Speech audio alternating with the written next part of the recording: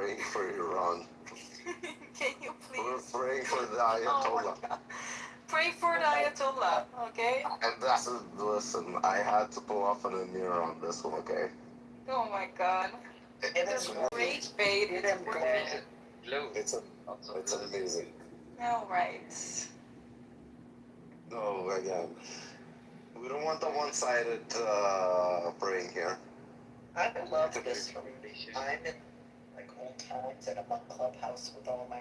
This is like season 1. Are you?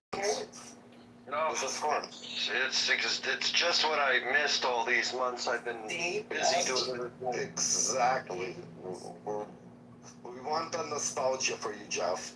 Oh, that filming. That may represent the best of Clubhouse. Yeah. We're all represented. We got our Clubhouse backs.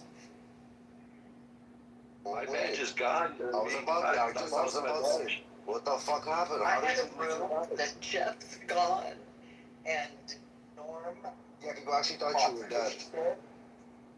He's like, this room title suggests Jeff is dead. I said, everyone knows Jeff isn't dead. No, but that room title, people were coming in thinking he's dead, actually. No, they were questioning him. Only somebody else came in. No, it was. I remember how somebody else came in, or somebody questioned while Norm came in on stage. They're like, yeah, that title. Norm said it. Anyway, I meant to make it clear that you were in fact alive and well, just neglecting your friend. I want you to text me and said, come, there's a funeral room for me. That was probably Norm. Guys, I better attend my funeral, just to let you know. Yeah. Or I'll be pissed. So, speaking of praying for someone, there's a famous quotation from Nietzsche which says, if 50 million say a stupid thing, still it's a stupid thing. And I'm not referring to any recent bundles that took place. As well as deterioration in. But Amy's still dead, right? Maybe. Just to make sure. I think one of the biggest things is he? I don't know. We're praying for him, Glow. I know something better we could do for him. We're gonna have a communal pray. No, I know something better we could do for him, Rafi. What can we do for him? Yeah. You wanna know what it is? Let's do it. Oh, maybe so. Okay. Because this other thing happened. It's like, no, anything. Do you think people are gonna piss on his grave once they take back Iran? Oh yeah. Nice. Is Rafi, I'm not quite sure there is a body inside of that coffin. Man, impossible. After that huge bomb, you can't, all left is a powder. Impossible. You know, they're playing the people. I think they buried parts of him and his son together on top of each other. Oh, and Rafi, he doesn't get buried in Iran. He gets buried in Najaf in Iraq. Oh, that's where they're burying him? Oh, you know why? Because they know Iran's gonna fall and people are gonna get to that grave, so they rather protect it in Iraq. Yes, Rafi, I'm 100% sure. I very agree with you. Probably that's the part that they for sure they know about it. But they fucking disrespected the holy leader. The holiest thing that they had, they kept him not buried for 6 months, which is very haram. In Islam, very haram, which is very disrespectful. And yeah, to parade him, not nice. Not nice. Not nice at all. Not a nice guy. The Not a nice guy, Jeff. actual Iranians are not doing a parade for him. What they're doing is they're on the way to a vacation location in Iran, the northern part or the southern part, and they're playing this right now. The voices in my head go. Ayatollah Khamenei is dead. Put the voices in my head go. Ayatollah Khamenei. Supreme leader. Now I really come to sleep. Put the voices in my head go. Ayatollah Khamenei is dead. Like he's really very.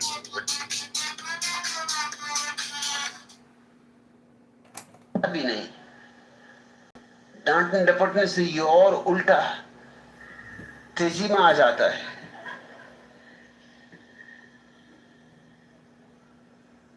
अगर इस पे गुस्सा हो जाओ तो ये कहता है कि ये कैसा महात्मापन है। बस जरा से में गुस्सा आ गया और अभी समझा रहे थे अक्रोध, और भूल ही गए और खुद ही क्रोध में आ गए। और अभी कह रहे थे कि मनुष्य को जल में कमलवत रहना चाहिए, और अब क्या हुआ, जरा चाबी घुमाई कि भूल ही गए कि जल में कमलवत रहना, एकदम डुबकी मार गए जल में।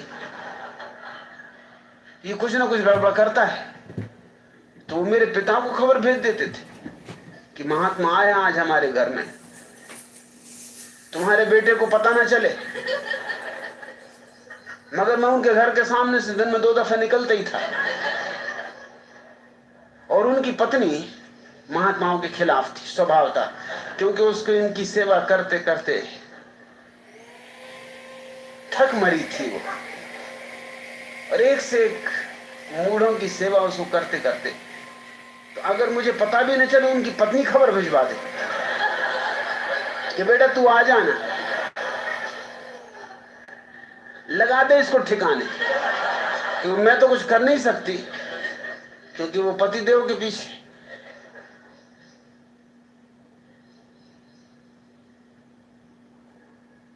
उनकी पत्नी महात्माओं से भी ज्यादा मेरी सेवा करती थी, मालपुए खिलाती, ये करती, बिल्कुल ठिकाने लगा दे इस महात्मा को। ऐसा ठिकाने लगाओ कि कभी आए नहीं वापस। तो मैं भी उनसे कहता कि मैं क्या करूं, मुझे तो पता ही नहीं था, संदेश आपके घर से ही मिला है। वो कहते कि भेजा होगा मेरी पत्नी ने, मैं जानता हूं उसको, वो तेरे पक्ष में है, और वो क्यों तेरे पक्ष में वो भी मैं जानता हूं, वो मुझसे बदला ले रही तेरे द्वारा। मैंने कहा तुम अपने महात्माओं को क्यों नहीं कहते कि जवाब क्यों नहीं देते? सत्संग का मतलब ही है कि जवाब दे दो।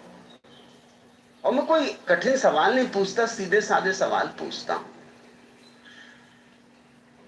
अब एक महात्मा समझा रहे थे कि रामचंद्र जी सोने के हिरण के पीछे भागे, और तभी रावण आया और सीता को चुरा ले गया। मैंने कहा ठहरो, तुमने रामचंद्र जी को इतना बुद्धू समझा है? उनको इतनी अकल नहीं। गधे से गधे आदमी को ये अकल होती है। अगर मुझे भी, मैंने बड़ गंवार हूं समझो, मुझे भी अगर सोने का हिरण दिखाई पड़े तो मैं मानूंगा नहीं कि सच्चाई हो सकती। हिरण कहीं सोने के होते? तुम अपने ही कहो, अगर तुम्हें कहीं रास्ते पे हिरण दिखाई पड़ जाए और सोने का, तो तुम उसके पीछे जाओगे? कहते नहीं मैं पीछे नहीं जाऊंगा। तो मैंने कहा तुम सोचते हो कि रामचंद्र जी तुमसे भी ज्यादा गए बीते थे, सोने के हिरण के पीछे चले गए? सोने के कहीं हिरण होते? इतनी अकल तो उनमें होनी चाहिए। अरे जो कहते हैं कि सारा जगत मृग मरीच का है, वो मृग की ही मरीचिका में आ गए, हद हो गई। जवाब नहीं है तो बेचैनी खड़ी होती, पसीना छूट जाता, गुस्से में आ जाते। मेरा अपना अनुभव यही है कि छोटे बच्चों को अगर मौका मिले, उन्हें हम मौका ही नहीं देते, हम उन्हें डांट डपट के रखते, अवसर ही नहीं देते। नहीं तो तुम पाओगे कि उनके पास से ताजगी और उनके पास से मौलिक सूझबूझ, दृष्टि, और हम अगर उनको सहारा दें तो हम उनकी दृष्टि को निखार सकते, उसे बलवान बना सकते। छोटे बच्चों के पास जो क्षमता है, अब तक हमारी सारी चेष्टा उसे नष्ट करने में लगी रही है, इसलिए मनुष्य जाति इतनी मूढ़ है। अन्यथा बुद्धों से भरी होती, और बुद्धों से भर सकती है पृथ्वी, मगर हमें काम बच्चों से ही शुरू करना पड़ेगा। और जब तक हम बच्चों की प्रतिभा को स्वीकार नहीं करते, तब तक हम मनुष्य को बदलने में समर्थ नहीं हो सकते।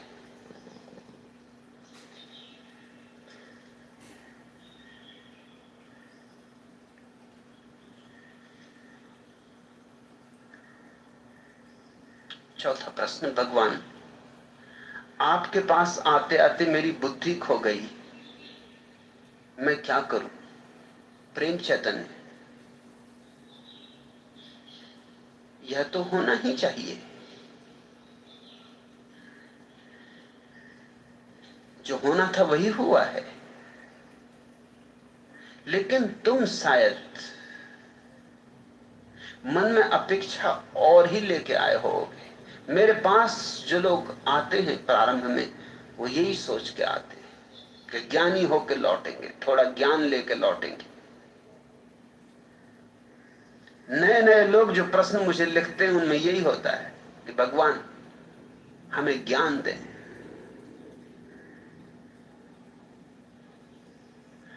ज्ञान तुम्हारे पास काफी है, जरूरत से ज्यादा वही तुम्हारे प्राण ले रहा है। सदगुरु वह है जो तुम्हारा ज्ञान छीन ले। ज्ञान तो तुम्हें दे दिया है न मालूम किन किन ने, सब तुम्हें ज्ञान देने में लगे हुए। माँ बाप दे रहे हैं, पड़ोसी दे रहे हैं, जो मिले वही ज्ञान दे रहा है। ज्ञान देने में कोई कमी? तुम लो ना लो ये तुम्हारी मर्जी, मगर देने वाले दिए ही चले जाते। इस दुनिया में सबसे ज्यादा मुफ्त दी जाने वाली चीज सलाह है, हर कोई देता है। तुम ना भी मांगो तो लोग देते। तुम नहीं लोगे ये भी जानते हैं, फिर भी देते। और ऐसी सलाहें देते हैं जो उन्होंने खुद नहीं मानी अपने जीवन में, वो भी तुम्हें दे रहे हैं सलाहें। सलाह देने में तो लोग बिल्कुल ही कृपण नहीं होते, कंजूस नहीं होते, मगर सदगुरु सलाह नहीं देता, ज्ञान नहीं देता, बुद्धि नहीं देता, बुद्धि छीन लेता है। जिसको तुम बुद्धि समझते हो उसको छीन लेता है। अभी तुम्हारी बुद्धि कहां है? तुम्हारी अभी तो सब उधार है, बासी। इसके छिन जाने पर ही तुम्हारी अपनी निजता आविष्कृत होती है, तुम्हारे भीतर अंकुरित होती है प्रतिभा, तुम्हारी बढ़नी शुरू होती, उसमें अंकुर आते, पत्ते लगते, फूल खिलते। ये तो अच्छा हुआ, मगर तुम्हें अड़चन हो रही होगी क्योंकि तुम आए कुछ और ख्याल से और हो गया उल्टा।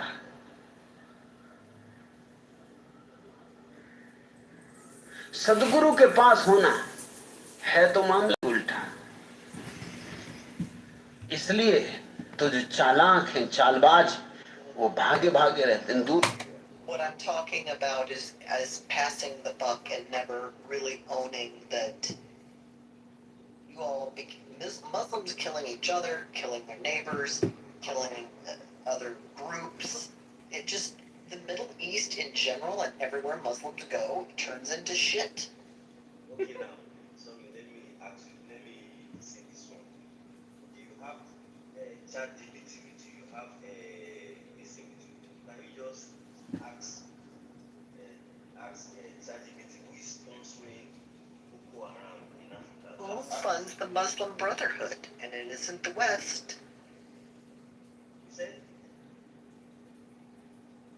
Who funds the Muslim Brotherhood? It isn't the West. Okay, it's not the West. You can just check it and check ChatGPT who is sponsoring it. You see who is sponsoring it. Yeah, it's not the West. So who is sponsoring it? Who do you suppose? I suppose it's the West that is sponsoring it. IRGC. Wrong. I think that's only half the answer, Al. The rest of the answer is Muslims. Exactly. बच्चे बच्चे रहते, बचने के न मालूम कितने उपाय खोज They all लेते, never take responsibility. कितने बहाने खोज लेते, कितने तर्क जाल बिछा लेते हैं अपने चारों तरफ। इसलिए तो मेरे जैसे व्यक्तियों के खिलाफ Whether you're taking money from somebody, you got to be willing to do it, and you're all willing to do it. Okay, let me tell you something. Sure. You know that because of all these things we have, do you know that the Christians are separated, the Christian and have the real Muslim. You know, your microphone being so low is committing jihad on my ears. I'm not sure I can hear Hey, Benzina, can you get closer to your mic? Do you know that all those No, you're gonna have to fix your mic, brother. Yeah, we hear you really bad. Qatar mostly funds the Muslim Brotherhood. Qatar and Turkey. How? Muslims? That's the one thing about Turkey. Like, I can really give a shit if they have F-35, but they have the fucking air defense from Russia, and like one of the things you'd have to fear is that could they use the F-35s to basically train that Russian air defense to take out our F-35s? Well, I always told you. I wouldn't want that job. I always told you, who's your real threat at the end there in the Middle East? I wouldn't call them a threat to America per se, but would I trust them with something like the F-35? Not really.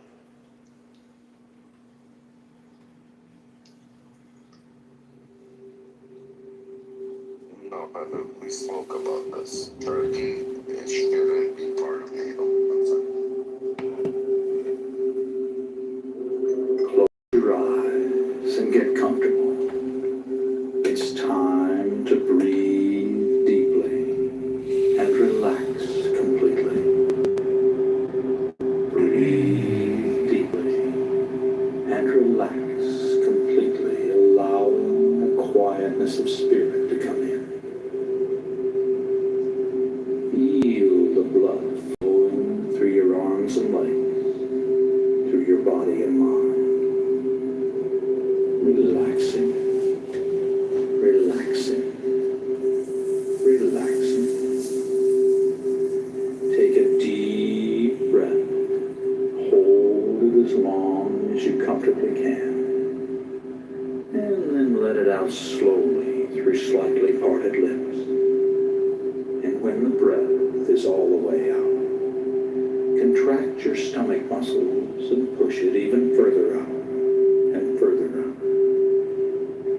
And then repeat this process of breathing deeply and relaxing completely. And if any outside thoughts should come into your mind, simply brush them aside and return your concentration to the sound of my voice. And breathing deeply and relaxing completely.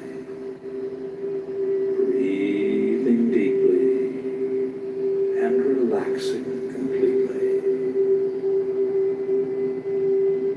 And now use your imagination and feel your body relaxing one part at a time in response to my words. Play the role, play the part, and mentally relay the relaxing suggestions into that part of your body. And feel them take effect. Feel your body relaxing, relaxing, relaxing. And the relaxing sensations are now coming into the toes of both of your feet at the same time. Moving right on down into your arches, into your heels, and on up into your ankles. Completely relaxed, completely relaxed. And these soothing sensations are now moving on up your legs to your knees, relaxing all the muscles as it goes. And on up your legs to your thighs and to your hips. Just completely relaxing. And your full attention is on the sound of my voice. As the relaxing sensations move into the fingers of both of your hands. Relaxing your hand. And it now moves on up into your forearms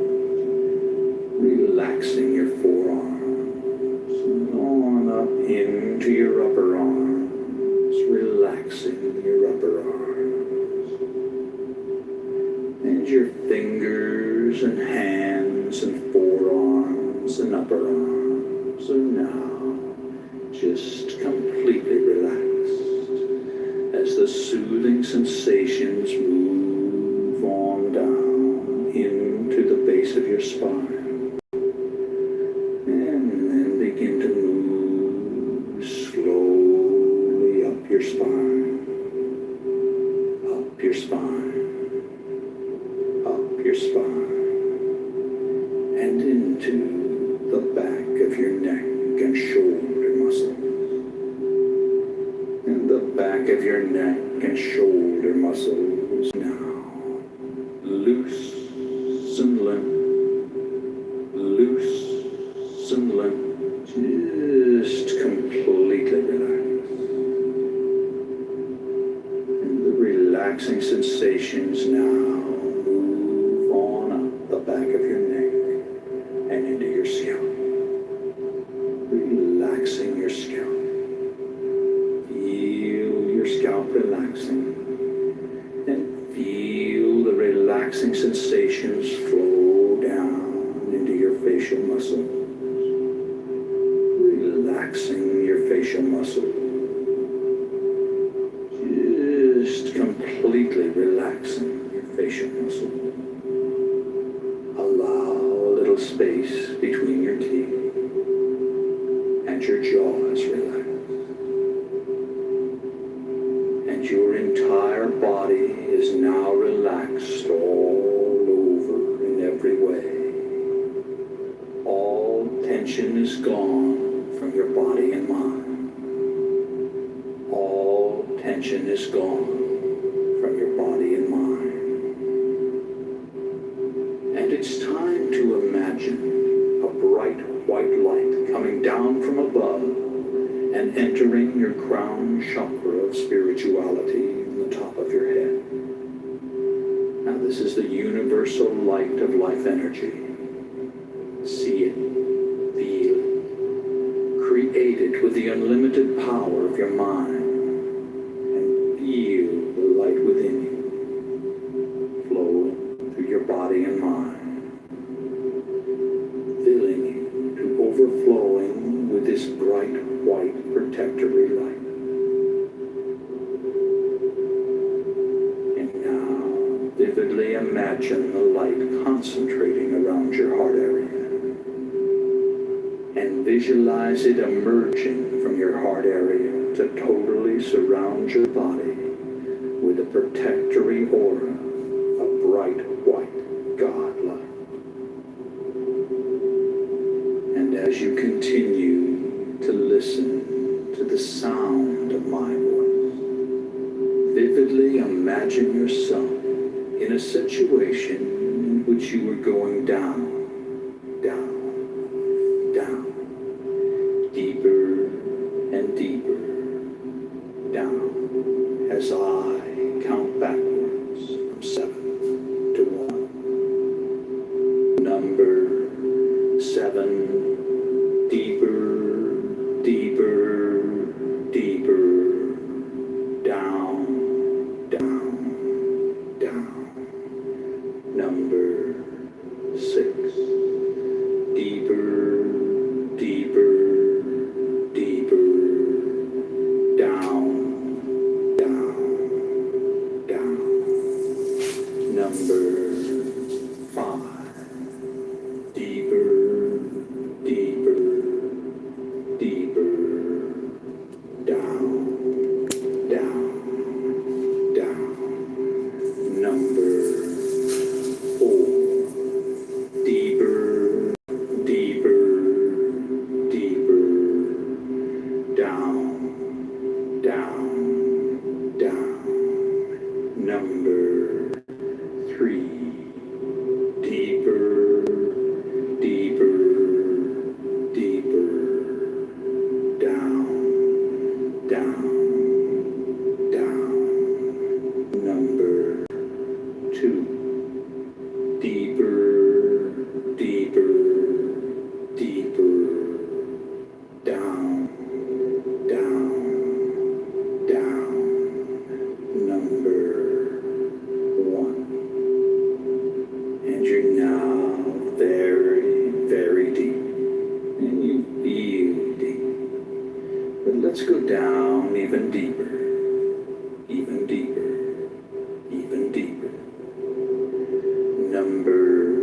7. Deeper, deeper, deeper.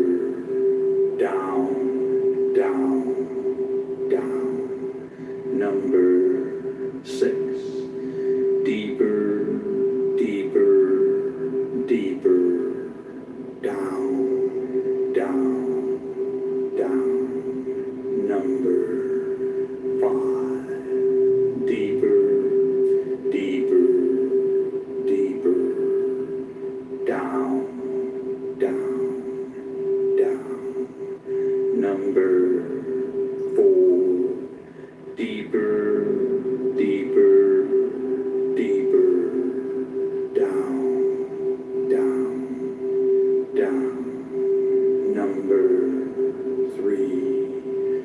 Deeper, deeper, deeper. Down, down, down. Number 2. Deeper, deeper, deeper. Down, down, down. Number 1. And you're now relaxed and at ease and at peace in a relaxing, altered state of consciousness. And each and every time you alter consciousness, you will go deeper than the time before until you've reached your natural level, which can be maintained by using this technique several times a week. Now, if at any time you feel uncomfortable in any way, all you have to do to awaken is to mentally count yourself up from 1 to 5. So you're in control. You can awaken at any time you desire to do so. And you're now relaxed and at ease, and the quietness of spirit permeates your body and mind. And I'm going to begin by providing suggestions that will be communicated to every level of your body and mind. And they'll be accepted on every level of your body and mind. A quietness of spirit now permeates your body and mind. You release all tension created by stored up energy within your nervous system. All nervous energy is released to flow freely through your body and mind to be used in constructive ways. You feel calm, relaxed, and at peace with yourself, the world, and everyone in it. You have the courage and confidence to do what you need to do to resolve your problems. You can resolve your concerns and conflicts with minimal effort. You accept the things you cannot change, and you change the things you can. You accept who you are. You always do your best, which is all anyone can ask. Every day, in every way, you become more peaceful and harmonious. Negativity flows through you without affecting you. As a result of this programming, you develop a new, mellow, and confident self-image. Quietness of spirit are your key trigger words for post-hypnotic conditioned response. And these suggestions have been communicated to every level of your body and mind, and they've been accepted on every level of your body and mind. And it's now time to visualize yourself having successfully overcome any and all anxiety. Imagine how good it feels to experience an ongoing quietness of spirit. Imagine your reactions and the reactions of those close to you.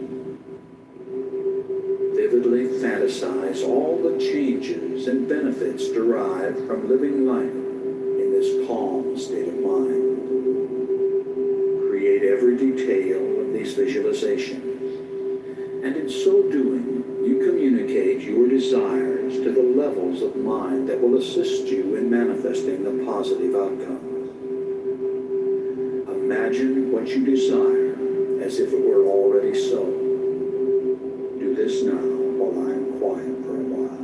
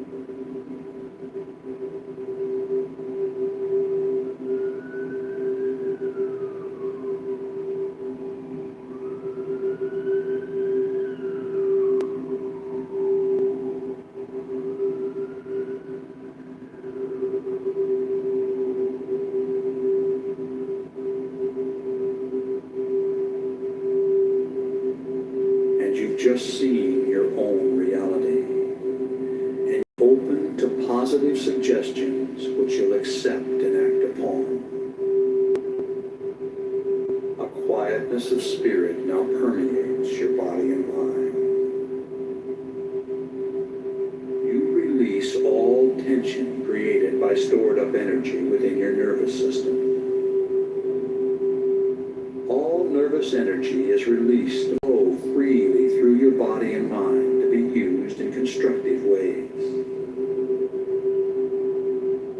You feel calm, relaxed, and at peace with yourself, the world, and everyone in it. You have the courage and confidence to do what you need to do to resolve your problems. You can resolve your concerns and conflicts with minimal effort. You accept the things you cannot change, and you change the things you can.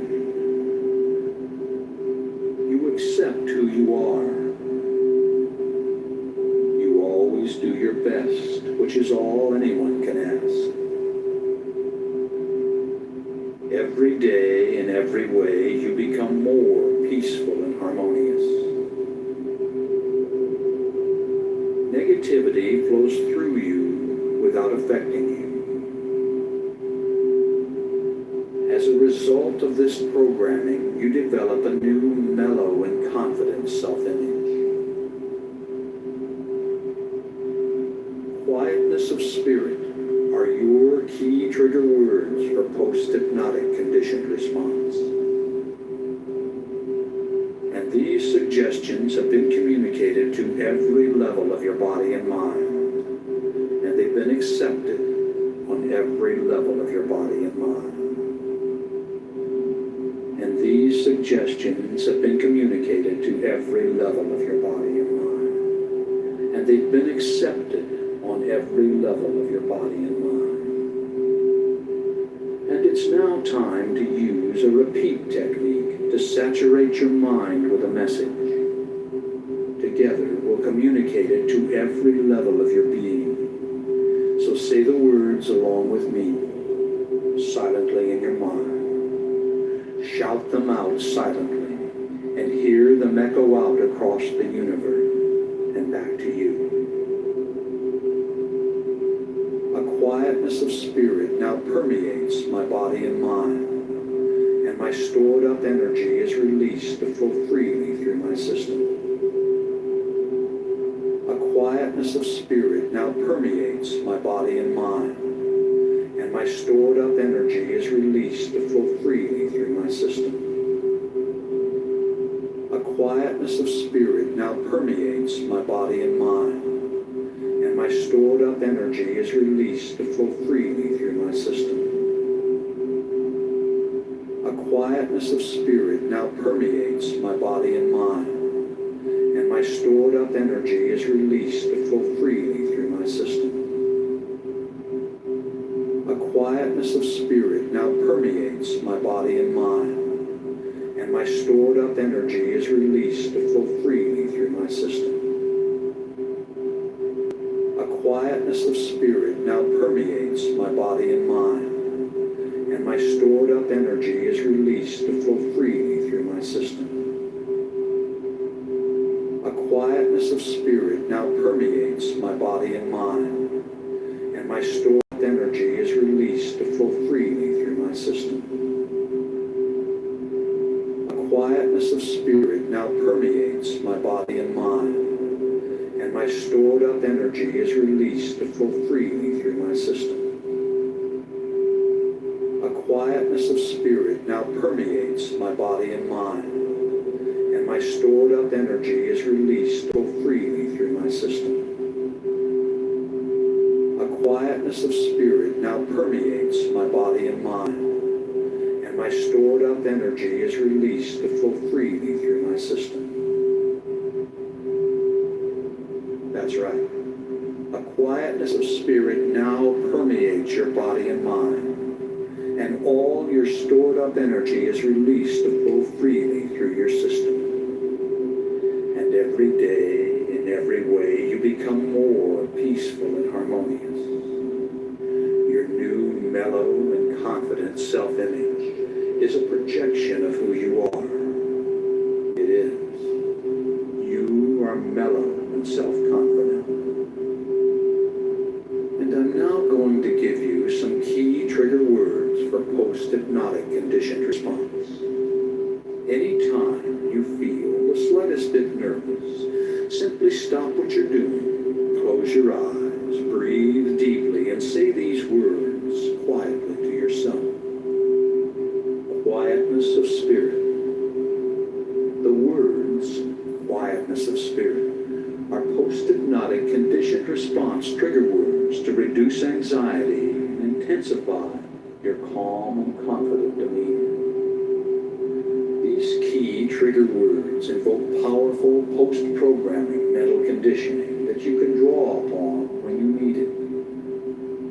When you say the words quietness of spirit, you'll immediately feel a surge of calmness and confidence flow through your body and mind.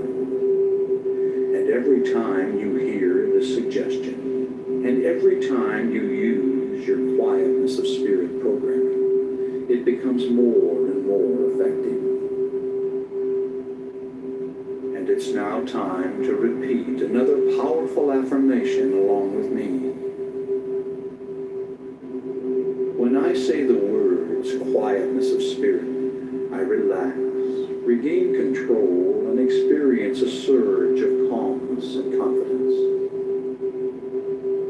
When I say the words quietness of spirit, I relax, regain control, and experience a surge of calmness and confidence. When I say the words quietness of spirit, I relax, regain control, and experience a surge of calmness and confidence. When I say the words quietness of spirit, I relax, regain control, and experience a surge of calmness and confidence. When I say the words quietness of spirit, I relax, regain control, and experience a surge of calmness and confidence. When I say the words quietness of spirit, I relax, regain control, and experience a surge of calmness and confidence. When I say the words quietness of spirit, I relax, regain control, and experience experience a surge of calmness and confidence. When I say the word quietness of spirit, I relax, regain control, and experience a surge of calmness and confidence. When I say the words quietness of spirit, I relax, regain control, and experience a surge of calmness and confidence. When I say the words quietness of spirit, I relax, regain control, and experience a surge of calmness and confidence. That's right. You've programmed this suggestion on every level of your body and mind, and it becomes your reality. And now, once again, it's time to create another visualization in which you perceive yourself having successfully accomplished your goal. Fantasize the desired result of this programming. Create every detail in your mind, your feelings and reactions, the reactions of others, everything. Make it real. Do this now while I'm quiet for a while.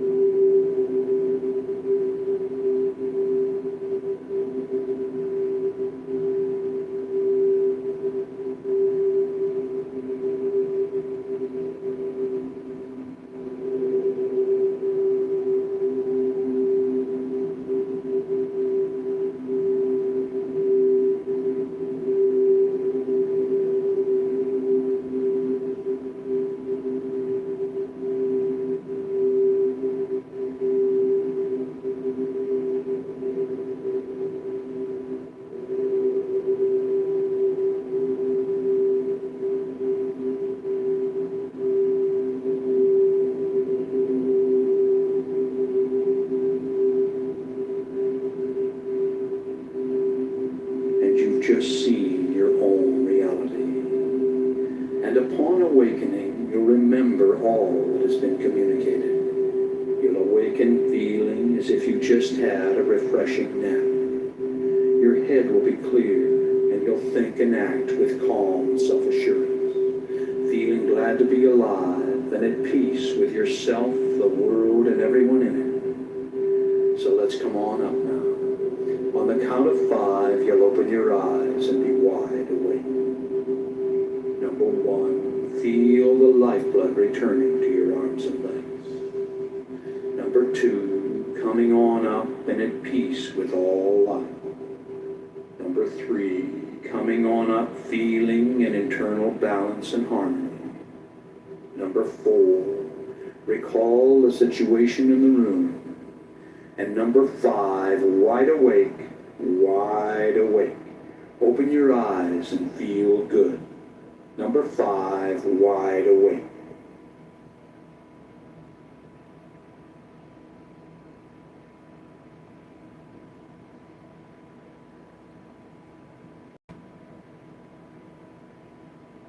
You're wide awake and fully alert. And I'm going to communicate some powerful self-talk phrases. You can do other things if you wish while programming your mind by repeating the phrases after me. And throughout your day, recall these phrases and say them over and over to yourself, out loud or silently in your mind. All right, now repeat each phrase after me. A quietness of spirit now permeates my body and mind.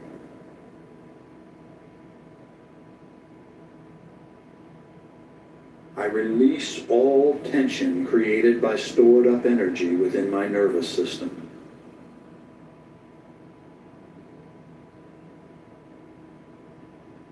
All nervous energy is released to flow freely through my body and mind to be used in constructive ways.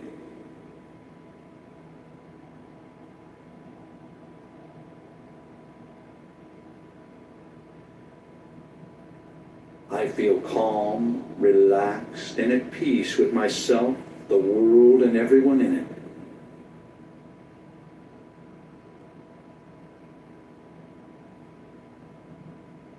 I have the courage and confidence to do what I need to do to resolve my problems.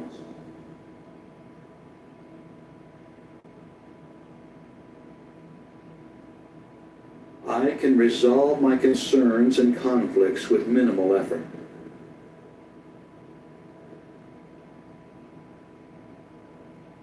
I accept the things I cannot change, and I change the things I can.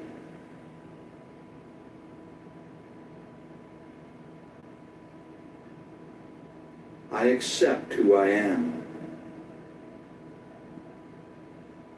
I always do my best, which is all anyone can ask.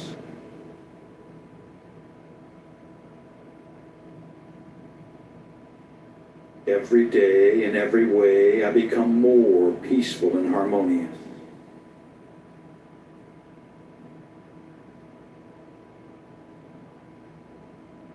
Negativity flows through me without affecting me.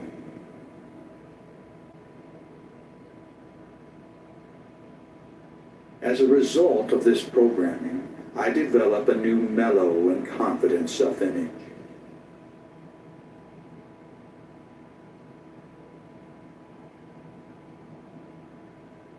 The words, quietness of spirit, are my key trigger words for post-hypnotic conditioned response.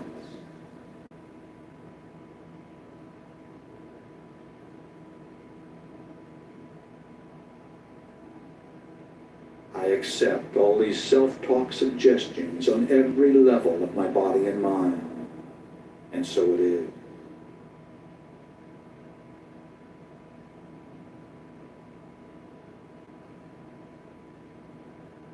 A quietness of spirit now permeates my body and mind.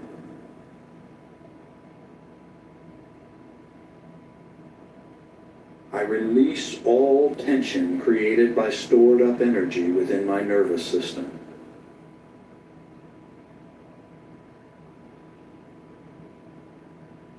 All nervous energy is released to flow freely through my body and mind to be used in constructive ways.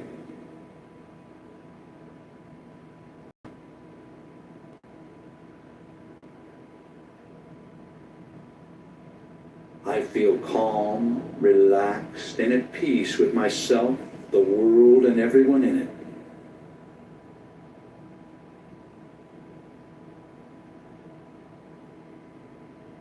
I have the courage and confidence to do what I need to do to resolve my problems.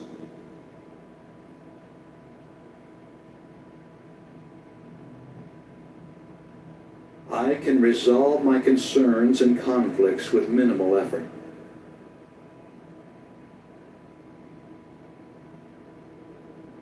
I accept the things I cannot change, and I change the things I can.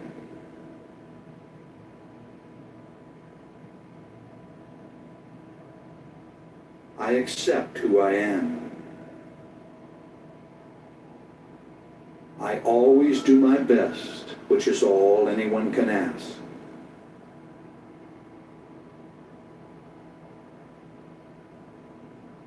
Every day, in every way, I become more peaceful and harmonious.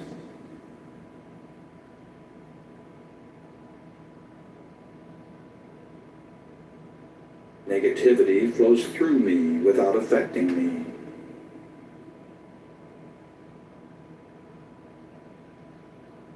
As a result of this programming, I develop a new mellow and confident self-image.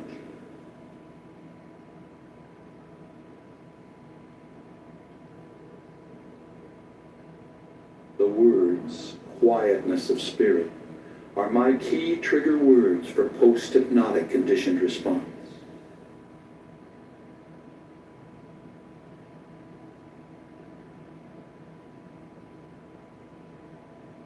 I accept all these self-talk suggestions on every level of my body and mind, and so it is.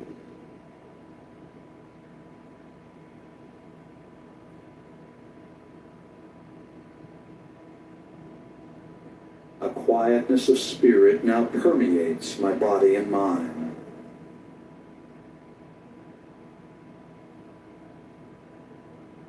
I release all tension created by stored up energy within my nervous system.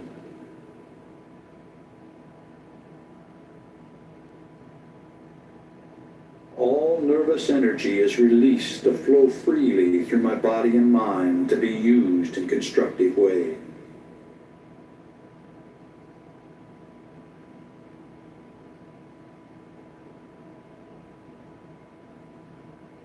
I feel calm, relaxed, and at peace with myself, the world, and everyone in it.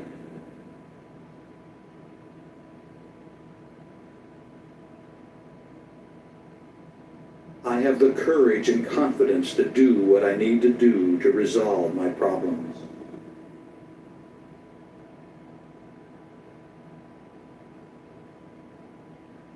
I can resolve my concerns and conflicts with minimal effort.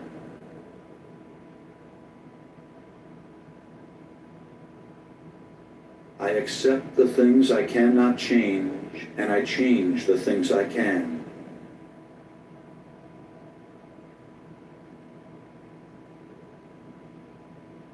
I accept who I am. I always do my best, which is all anyone can ask.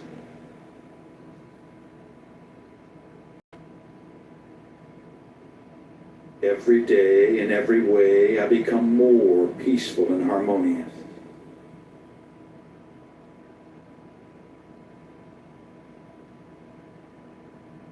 Negativity flows through me without affecting me.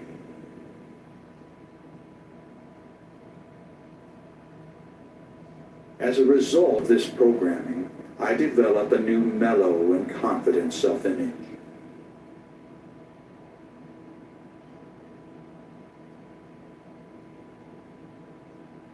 The words, quietness of spirit, are my key trigger words for post-hypnotic conditioned response.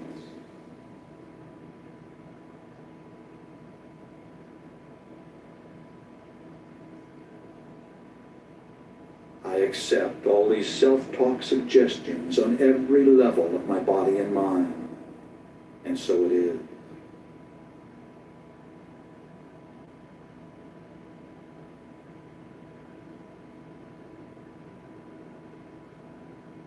A quietness of spirit now permeates my body and mind.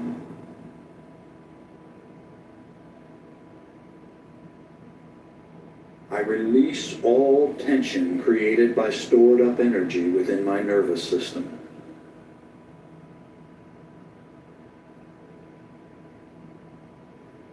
All nervous energy is released to flow freely through my body and mind to be used in constructive ways.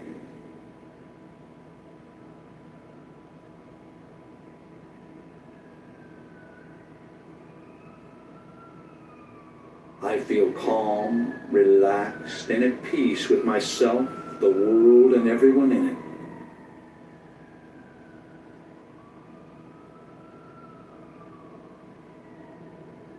I have the courage and confidence to do what I need to do to resolve my problems.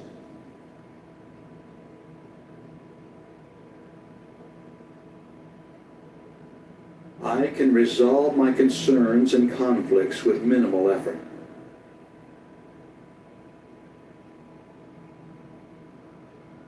I accept the things I cannot change, and I change the things I can.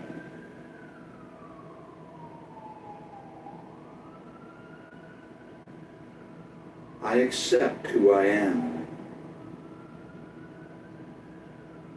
I always do my best, which is all anyone can ask.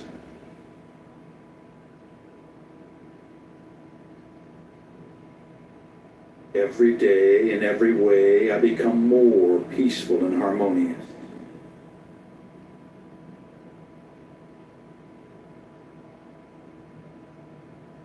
Negativity flows through me without affecting me.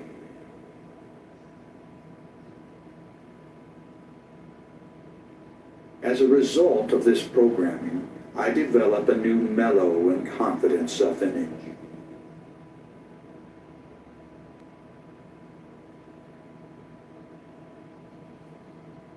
The words, quietness of spirit, are my key trigger words for post-hypnotic conditioned response.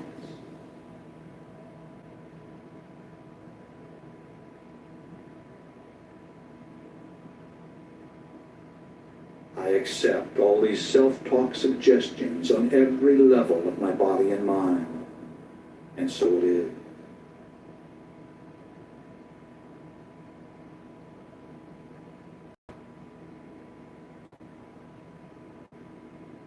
A quietness of spirit now permeates my body and mind.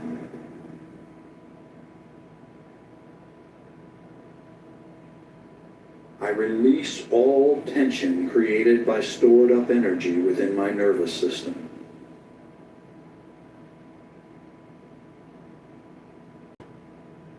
All nervous energy is released to flow freely through my body and mind to be used in constructive ways.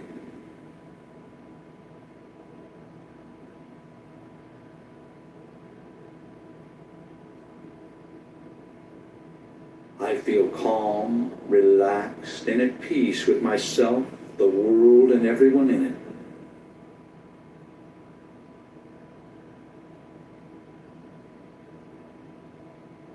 I have the courage and confidence to do what I need to do to resolve my problems.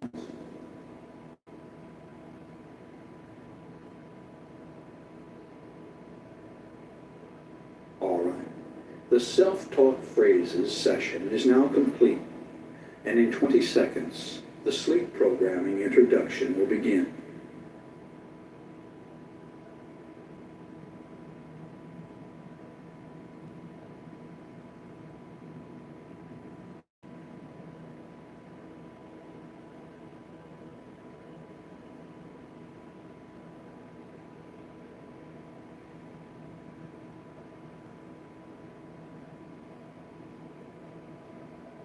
Sleep programming is nearly as powerful as hypnosis for programming your mind with life-changing suggestions. All you have to do is listen to the session as you go to sleep. As you relax and drift into first stage sleep, the cycle per second activity of your brain slows down to alpha. The second level of theta precedes deep delta sleep. Alpha and theta are the levels accessed for hypnosis programming. So on the following sleep programming session, I'll use the same induction as on the first session to take you to these levels quickly. Then, as you cross over into natural sleep, you continue to hear the suggestions. These affirmations are phrased for maximum acceptance by all levels of your mind.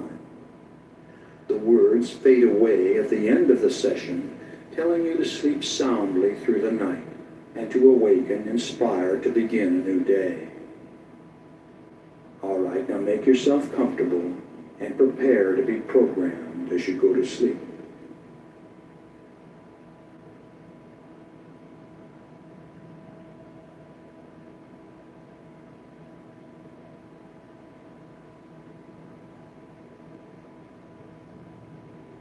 Close your eyes and get comfortable. It's time to breathe deeply and relax completely. Breathe deeply and relax completely, allowing the quietness of spirit to come in. Feel the blood flowing through your arms and legs, through your body and mind. Relaxing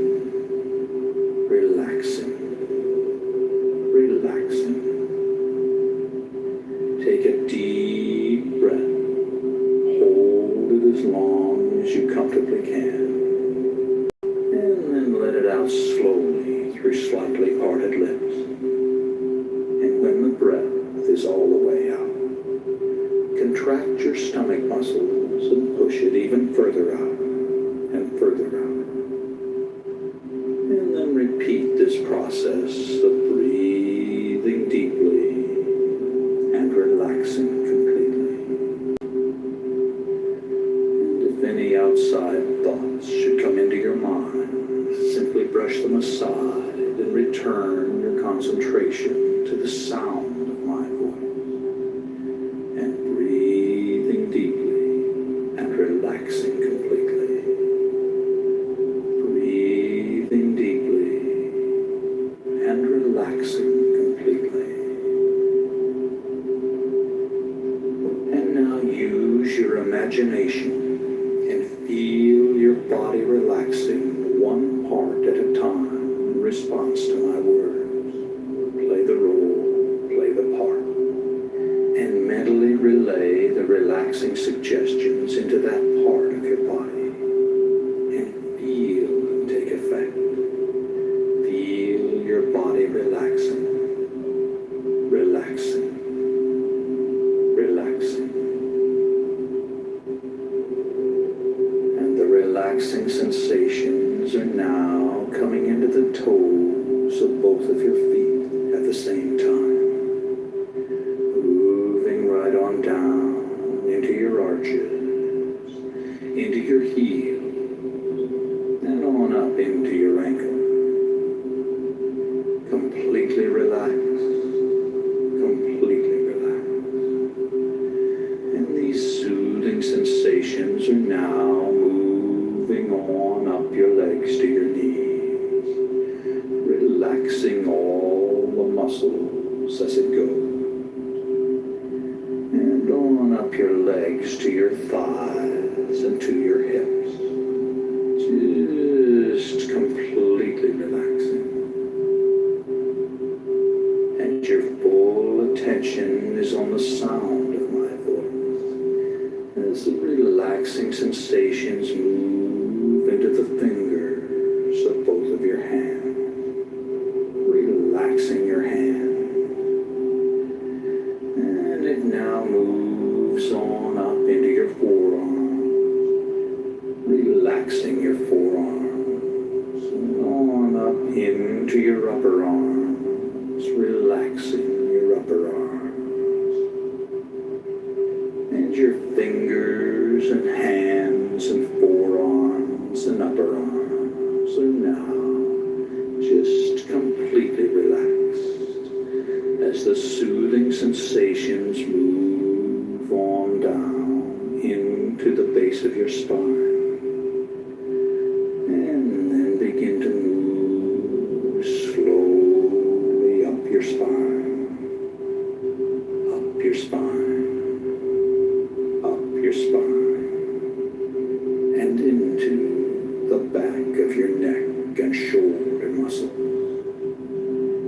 And the back of your neck and shoulder muscles are now loose and limp, loose and limp, just completely relaxed.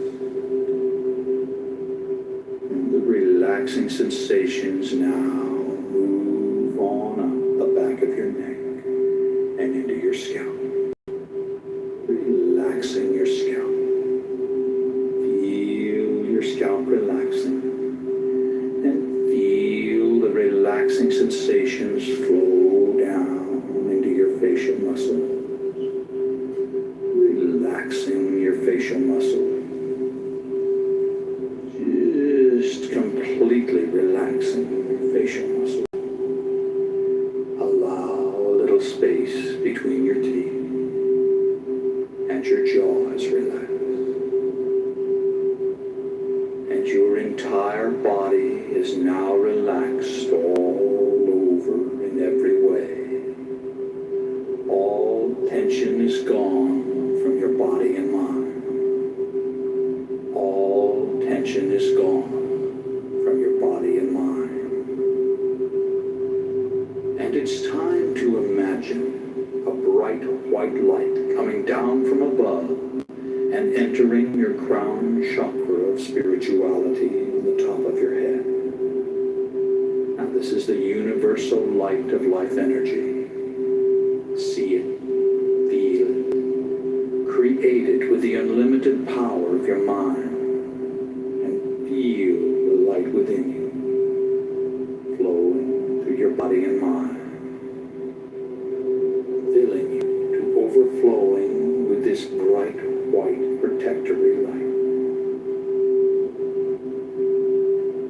And now, vividly imagine the light concentrating around your heart area,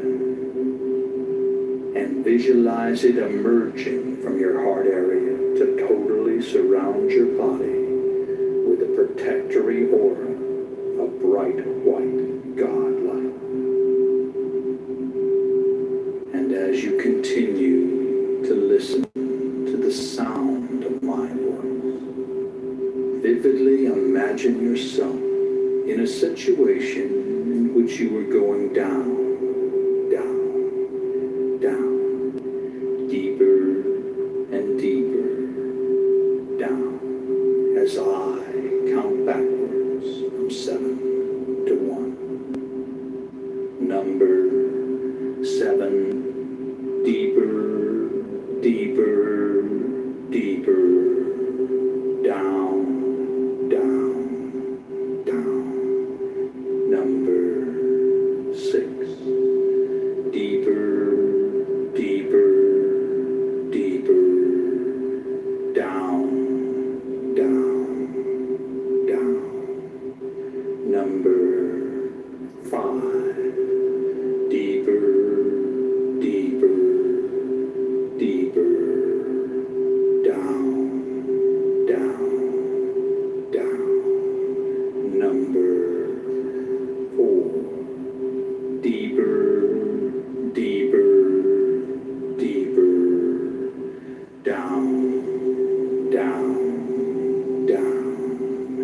Number 3, deeper, deeper, deeper, down, down, down. Number 2, deeper, deeper, deeper, down, down, down. Number 1. And you're now very, very deep. You feel deep. But let's go down even deeper, even deeper, even deeper. Number 7, deeper, deeper, deeper, down, down, down. Number 6, deeper, deeper, deeper, down, down, down. Number 5, deeper, deeper, deeper, down, down, down. Number 4, deeper, deeper, deeper, down, down, down. Number 3, deeper, deeper, deeper, down, down, down. Number 2, deeper, deeper, deeper, down, down, down. Number 1. And you're now relaxed and at ease and at peace, in a relaxing, altered state of consciousness. And each and every time you alter consciousness, you will go deeper than the time before, until you've reached your natural level, which can be maintained by using this technique several times a week. Now, if at any time you feel uncomfortable in any way, all you have to do to awaken is to mentally count yourself up 5. So you're in control. You can awaken at any time you desire to do so. And your body is relaxed.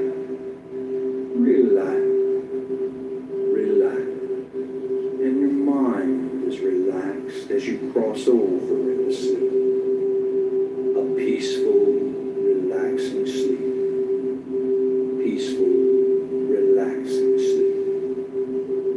And you're at peace with yourself, the world, and everyone in it. As you go to sleep, go to sleep, go to sleep. A deep, peaceful, harmonious sleep. Sleep. And you're going to sleep. And as you do, you accept the suggestions you hear. You accept the suggestions you hear. As you go to sleep. Go to sleep. Go to sleep. And the suggestions become your reality.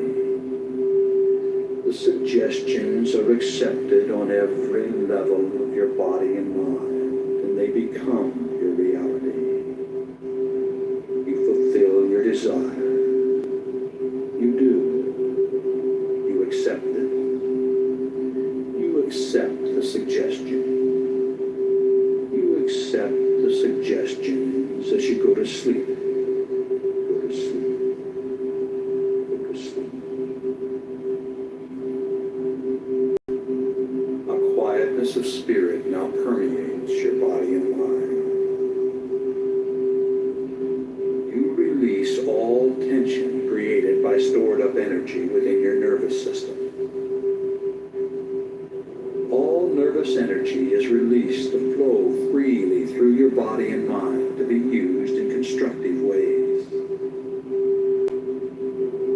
You feel calm, relaxed, and at peace with yourself, the world, and everyone in it.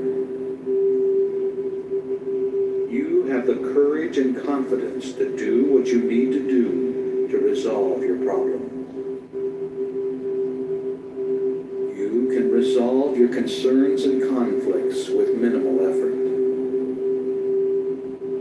You accept the things you cannot change, and you change the things you can. You accept who you are.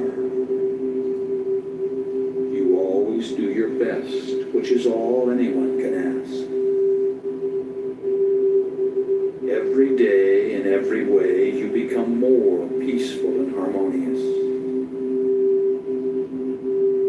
Negativity flows through you without affecting you. As a result of this programming, you develop a new, mellow, and confident self-image.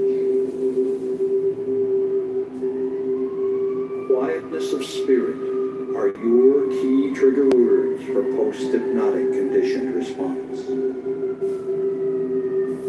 And these suggestions have been communicated to every level of your body and mind, and they've been accepted on every level of your body and mind. A quietness of spirit now permeates my body and mind, and my stored up energy is released to flow freely through my system. A quietness of spirit now permeates my body and mind, and my stored up energy is released to flow freely through my system. A quietness of spirit now permeates my body and mind, and my stored up energy is released to flow freely through my system. A quietness of spirit now permeates my body and mind, and my stored up energy is released to flow freely through my system. A quietness of spirit now permeates my body and mind, and my stored up energy is released to flow freely through my system. A quietness of spirit now permeates my body and mind, and my stored up energy is released to flow freely through my system. A quietness quietness of spirit now permeates my body and mind, and my stored up energy is released to flow freely through my system. A quietness of spirit now permeates my body and mind, and my stored up energy is released to flow freely through my system. A quietness of spirit now permeates my body and mind, and my stored up energy is released to flow freely through my system. A quietness of spirit now permeates my body and mind, and my stored up energy is released to flow freely through my system. When I say the words quietness of spirit, I relax, regain control, and experience a surge of calmness and confidence. When I say the words quietness of spirit, I relax, regain control, and experience a surge of calmness and confidence. When I say the words quietness of spirit, I relax, regain control, and experience a surge of calmness and confidence. When I say the words quietness of spirit, I relax, regain control, and experience a surge of calmness and confidence. When I say the words quietness of spirit, I relax, regain control, and experience a surge of calmness and confidence.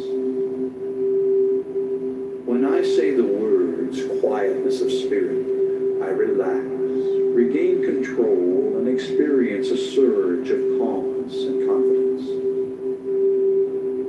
When I say the words quietness of spirit, I relax, regain control, and experience a surge of calmness and confidence.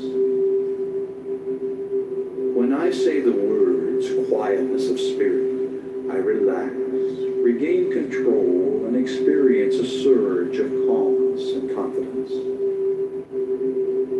When I say the words quietness of spirit, I relax, regain control, and experience a surge of calmness and confidence.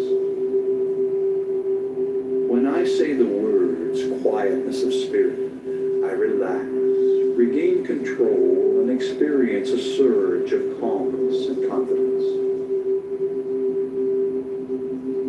A quietness of spirit now permeates your body and mind.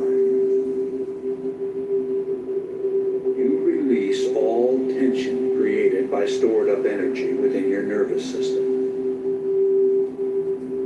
All nervous energy is released to flow freely through your body and mind to be used in constructive ways.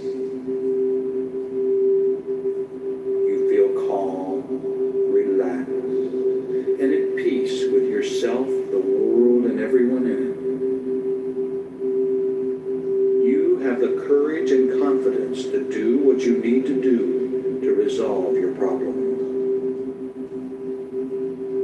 You can resolve your concerns and conflicts with minimal effort. You accept the things you cannot change, and you change the things you can. You accept who you are. You always do your best, which is all anyone can ask. Every day, in every way, you become more peaceful and harmonious. Negativity flows through you without affecting you. As a result of this programming, you develop a new, mellow, and confident self-image. Quietness of spirit are your key trigger words for post-hypnotic conditioned response. And these suggestions have been communicated to every level of your body and mind, and they've been accepted on every level of your body and mind. A quietness of spirit now permeates my body and mind, and my stored up energy is released to flow freely through my system. A quietness quietness of spirit now permeates my body and mind, and my stored up energy is released to flow freely through my system. A quietness of spirit now permeates my body and mind, and my stored up energy is released to flow freely through my system.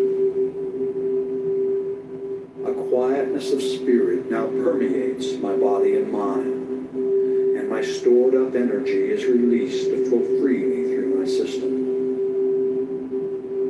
A quietness of spirit now permeates my body and mind, and my stored up energy is released to flow freely through my system.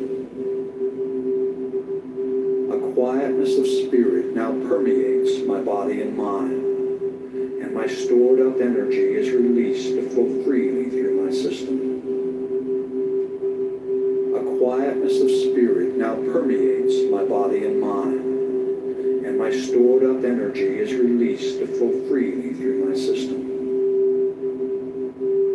A quietness of spirit now permeates my body and mind, and my stored up energy is released to flow freely through my system.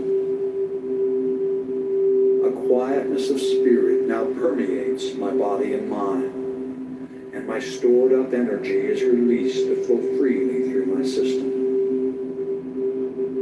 A quietness of spirit now permeates my body and mind, and my stored up energy is released to flow freely through my system.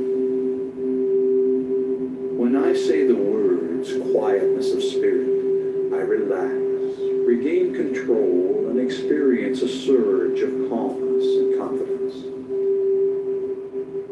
When I say the words quietness of spirit, I relax, regain control, and experience a surge of calmness and confidence.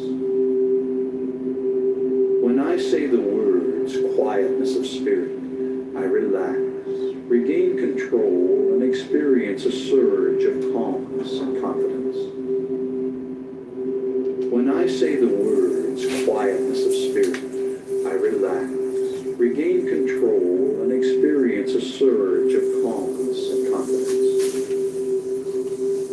When I say the words quietness of spirit, I relax, regain control, and experience a surge of calmness and confidence. When I say the words quietness of spirit, I relax, regain control, and experience a surge of calmness and confidence. When I say the words quietness of spirit, I relax, regain control, and experience a surge of calmness and confidence. When I say the words quietness of spirit, I relax, regain control, and experience a surge of calmness and confidence. When I say the words quietness of spirit, I relax, regain control, and experience a surge of calmness and confidence. When I say the words quietness of spirit, I relax, regain control, and experience a surge of calmness and confidence. A quietness of spirit now permeates your body and mind. You release all tension created by stored up energy within your nervous system. All nervous energy is released to flow freely through your body and mind to be used in constructive ways.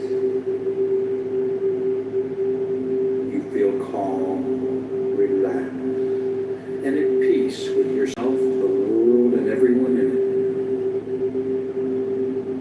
You have the courage and confidence to do what you need to do to resolve your problem. You can resolve your concerns and conflicts with minimal effort. You accept the things you cannot change, and you change the things you can.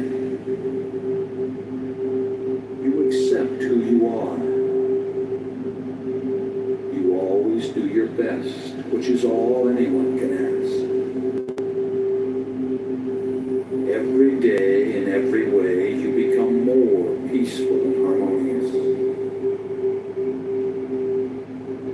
creativity flows through you without affecting you.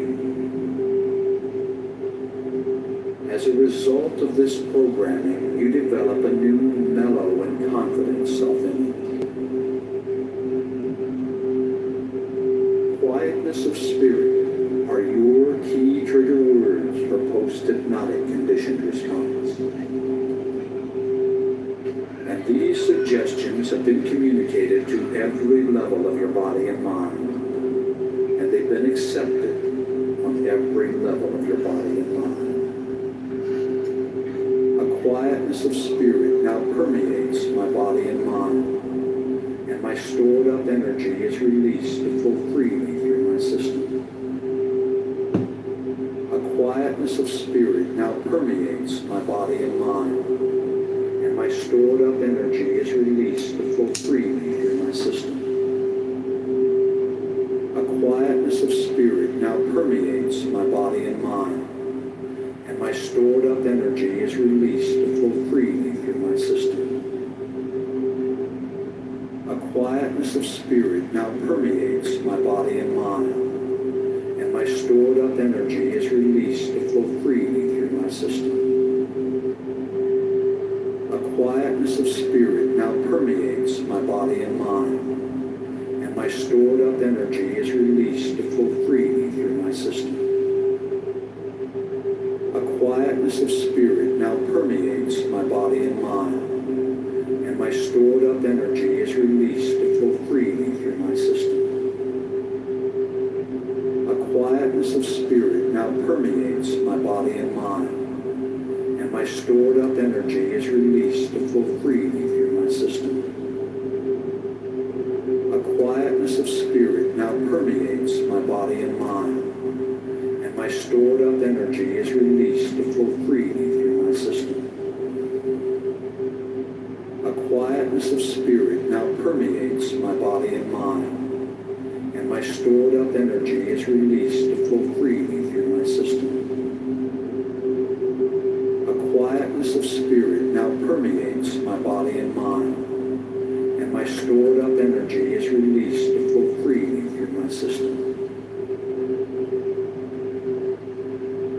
And you sleep peacefully through the night and awaken in peace with yourself, the world, and everyone in it.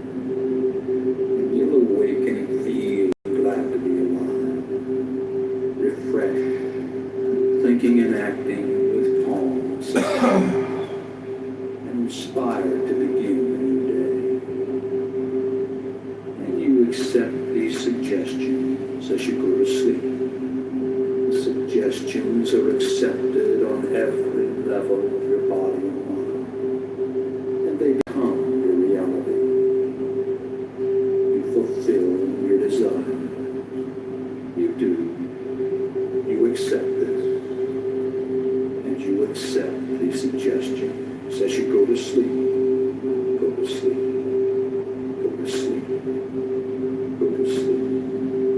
And you accept these suggestions as you go to sleep. Go to sleep. Go to sleep. Go to sleep. And you accept these suggestions as you go to sleep. Go to sleep.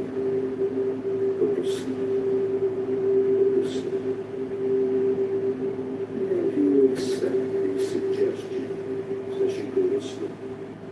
Go to sleep. Go to sleep. Go to sleep. And you accept these suggestions as you go to sleep. Go to sleep.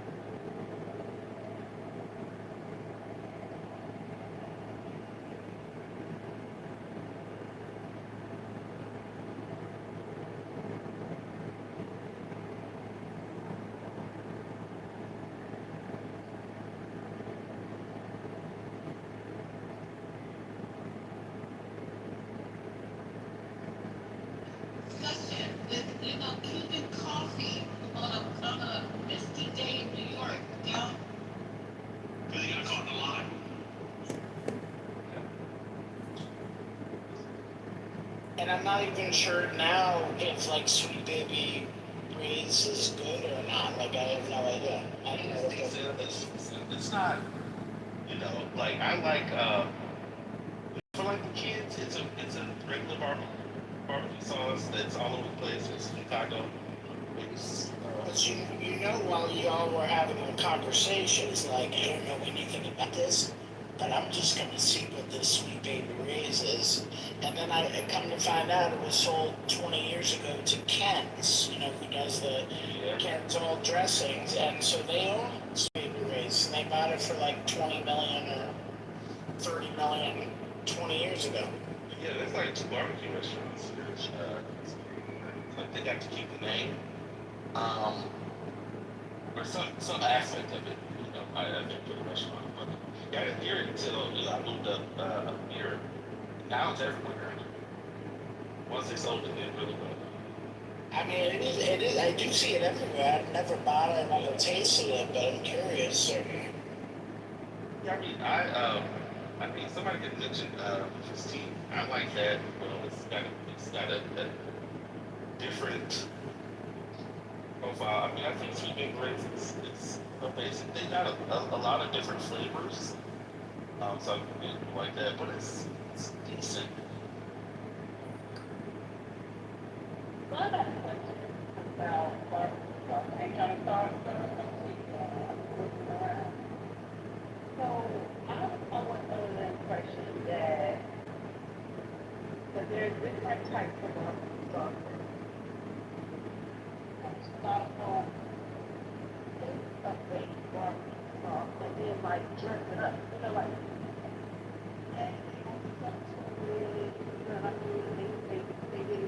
I don't chase validation, I just say I don't fix for attention, I exist in the fields. I'm the crack in the coffin, the echo in the pride, and I walk where they whisper, give a step inside.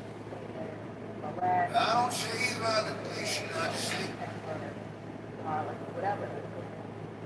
The smoker, and they actually put the smoker and uses the smoke into it over time. That also well. But what's everybody assumption? And I'm about why people talk about family just from everywhere. So if you want to put mustard in the girl, fine. Like I'm still like it doesn't matter. So really, that's what like it's hard.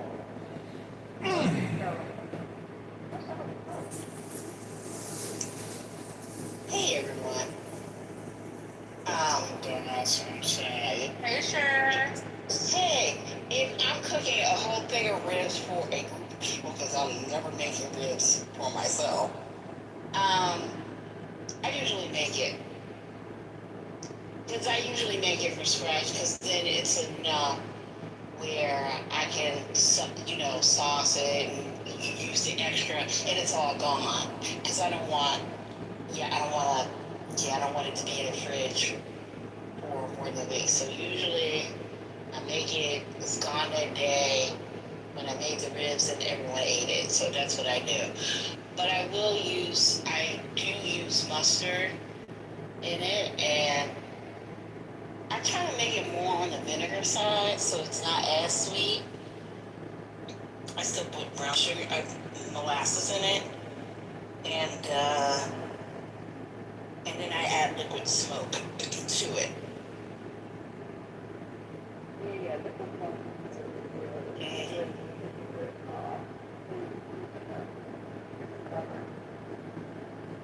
Everybody else, another massive really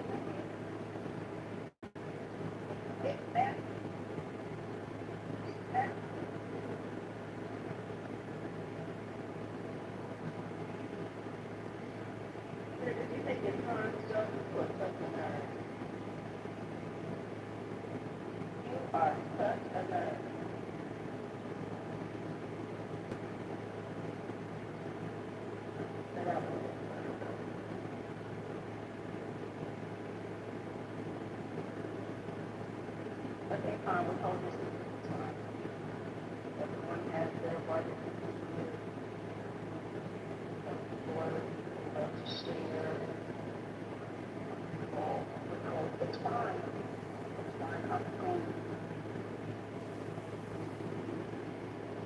Oh, I'm not allowed to answer one brother's. There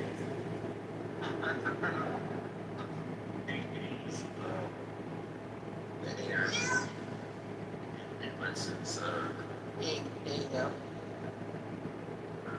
Now, I deserve to be punished for the last time I used the air fryer, and it wasn't for boneless, skinless thighs.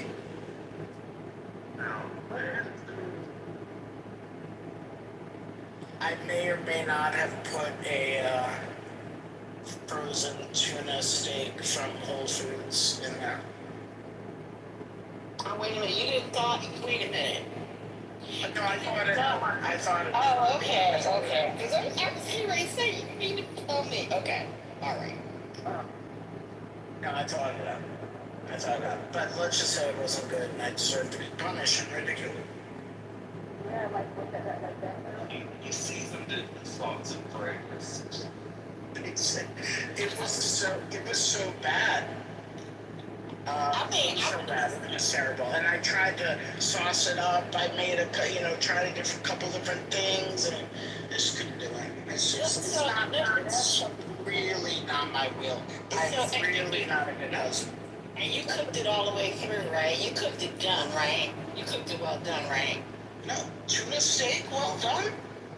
I had to ask this question. I know that I will cook it real. Yes. Not Sherry trying to set you up. You see that? You see that? You see that? I mean, I'm not a knuckle dragger, Sherry. People about to crash on you. Because I was going to ask, well, if he had done that, then my next question would I said, must have been dry. It must have been so dry. Was it dry? Yeah, it was an open air burn. I told you. No. When he ate the tuna, Was it dry? I could have mopped the floor with it.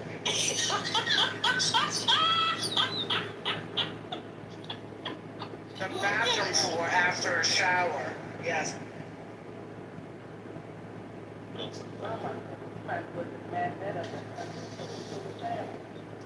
I was gonna give it to the squirrels outside, but I'm like, that's not even fair to them. well, you know what, and that's not a good idea either. Don't feed the squirrels.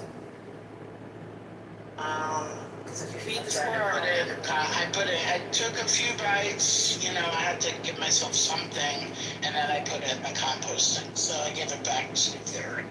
okay. Yeah, because squirrels are gangsters, and you cannot feed them. Because if you feed them, you lift up your shade, and they're looking right at you. Oh, they're not all the way up here. It's just when I leave. When I leave the building, they will literally stand in the path. Yeah, because they're a gangster. They will stand. Gangsters. Yeah. Squirrels are gangster. They are.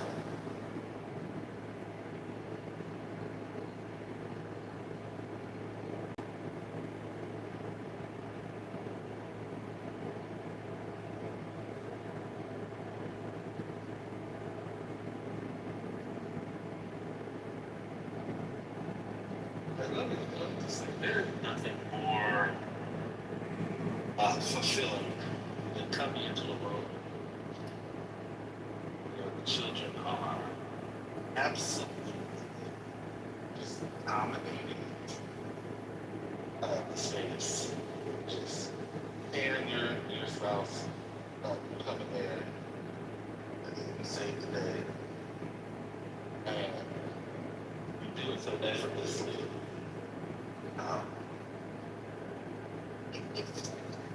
That your spouse is waiting for you the most to brag. Don't do it. You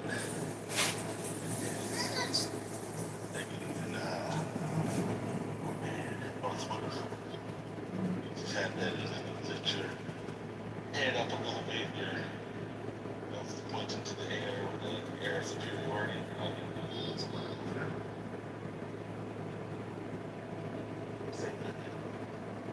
That's not very wholesome. Oh, it's so satisfying. It's so satisfying. You're like, okay, let me handle this situation.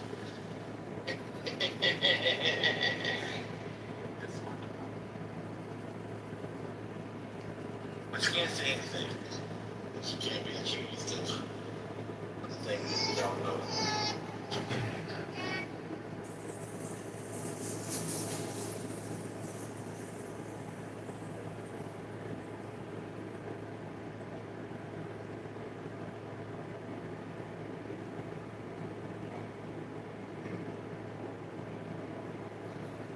But she says, okay, you try. Try. What's that?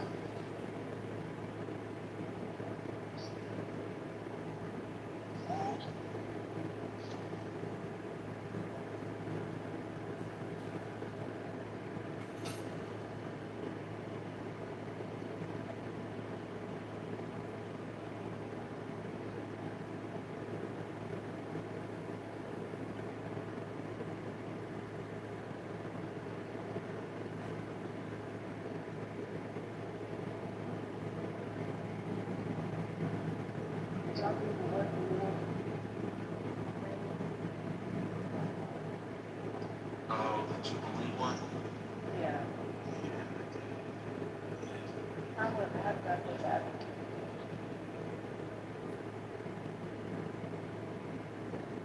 Brother alert.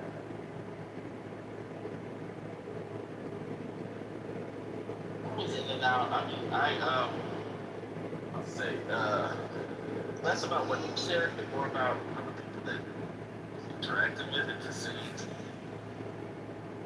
sort of wanted to talk about what they wanted to talk about. Okay. Yeah, it was kind of insane. It had nothing to do with whatever.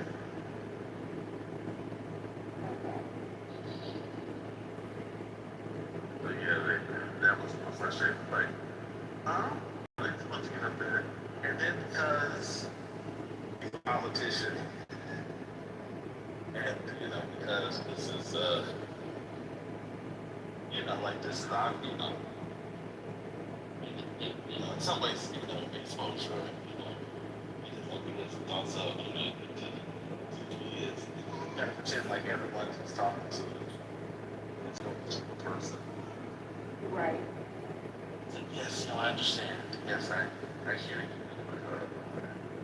This person is ridiculous. I acknowledge you.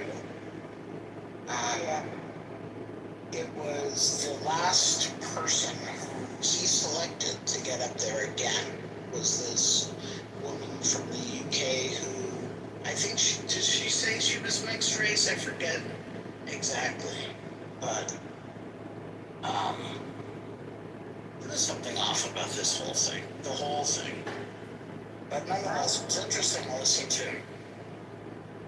The one lady, she went from her mom being on drugs Right. to her boyfriend being Oh, on drugs oh God. and to reparations. Like literally. Her name was Mrs. Lips. Conversation was regarding non-voter. Yeah, her name was Mrs. Lips.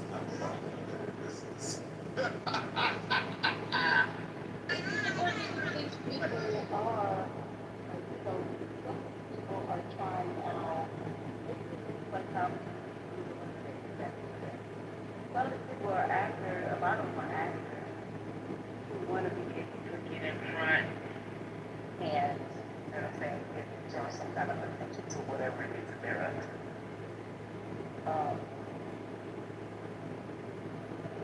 So, yeah, the people are going to motivate them. Well, it was also supposed to be 20 non-voters, right? Not independents, if I understand correctly. And like at some point, by the end, at least for me, I'm like, I don't even want any voting. Like, just stay out of the whole fucking thing. Like, because I don't think any of them are actually gonna vote. I think they're staunch in their beliefs that none of this matters. Or make the right choice. What's that? Oh, I'm sorry. Or make the right choice. When they vote. Yeah.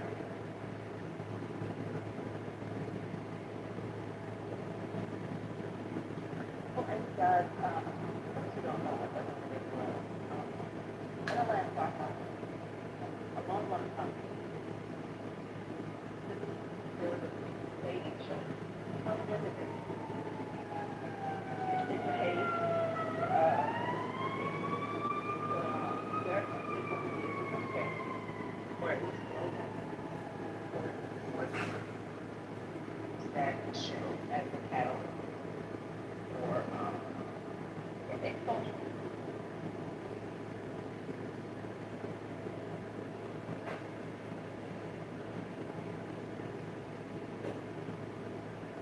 I don't remember this.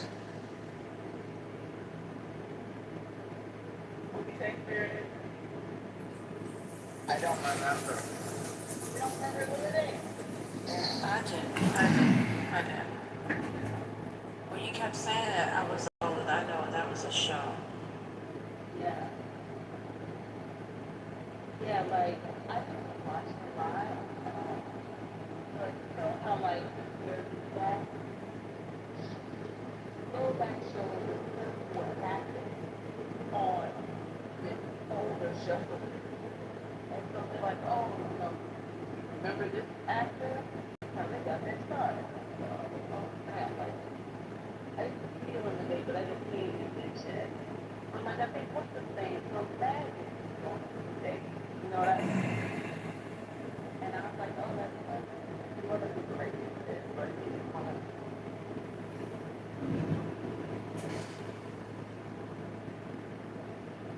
Hey Siri, pause.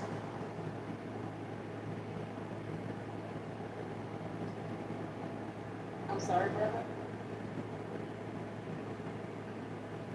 Nope, I was talking to Siri. That's amazing that as, people are talking about whether or not, alligators have what the rocks can think, is AI sentient. Through all those conversations, Siri never remained as dumb as when they launched it. Siri has actually not gotten any better. And I know it's not the same, or that's what we say, but it is amazing how dumb Siri is.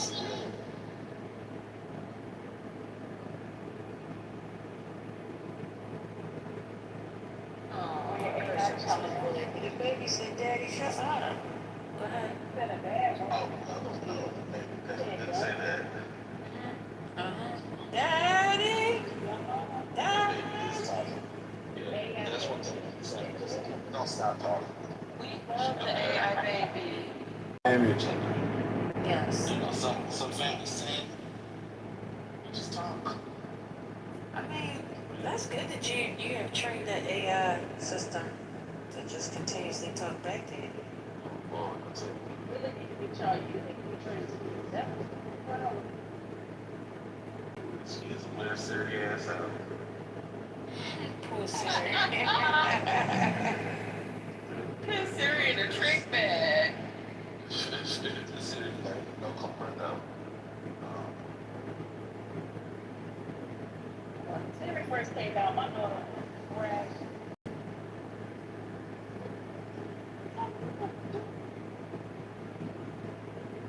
It was her at like 4. Dad.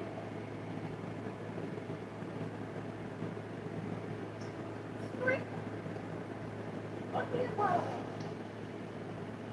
Dylan wasn't much fun playing with the ball.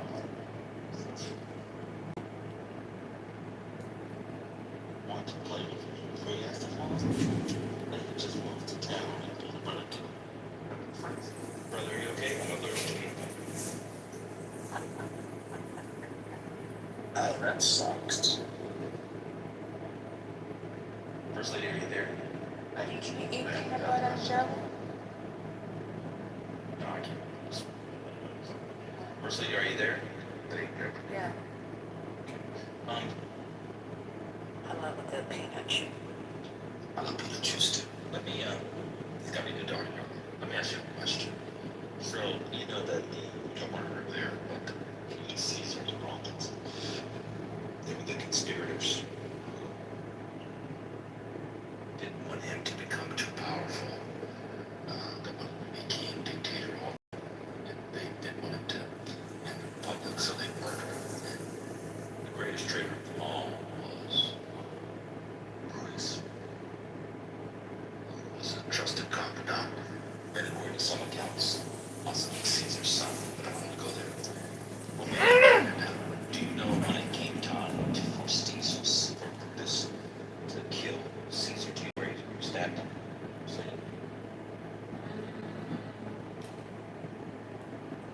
inside, and it's aorta, Yes, and it's blood. close.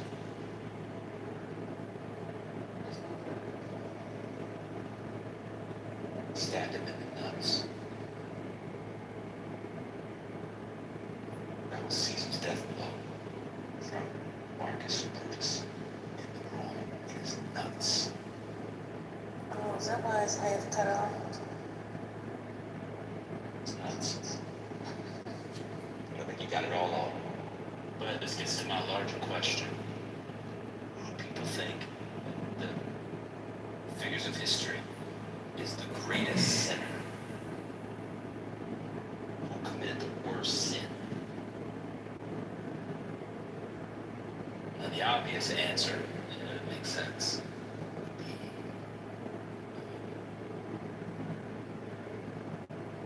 Judas, of course. But can we think of anybody else? Who are the great sinners? Have we had a great sinner of our lifetime? In our lifetime? Like a great sinner? Well, we had this conversation, but I've been thinking about this. In like modern history? Yeah, modern history, just like... Like Stalin or like Pol Pot? Like that, or like different? Well, they're evil. Oh, okay. That was expected. What makes Judas worse is because he betrayed Jesus. Stalin didn't betray anybody, really. He started to kill him. He just killed for power. Judas didn't even kill for power. I've been wrestling with this question for a minute. It's a good question. I think I don't even have that many answers. Very interesting. Yeah, they're just brutal. Like they're just monsters, you know. No, you're speaking to someone that actually betrayed the idea of betrayal. Well, that's justification for somebody like Judas or Brutus. But I've been thinking of the people, and like if you're a monster, you're a monster. Like you don't really have an expectation of people. That's why, like, I'm not putting Trump in this category. That's why, like, when Trump does stuff, people get so upset. I'm like, what were your expectations? Mm-hmm. Right. You know what? Somebody said Joe Manchin. Marcus. Oh Lord. And you know what? I would think about someone like Aaron Burr.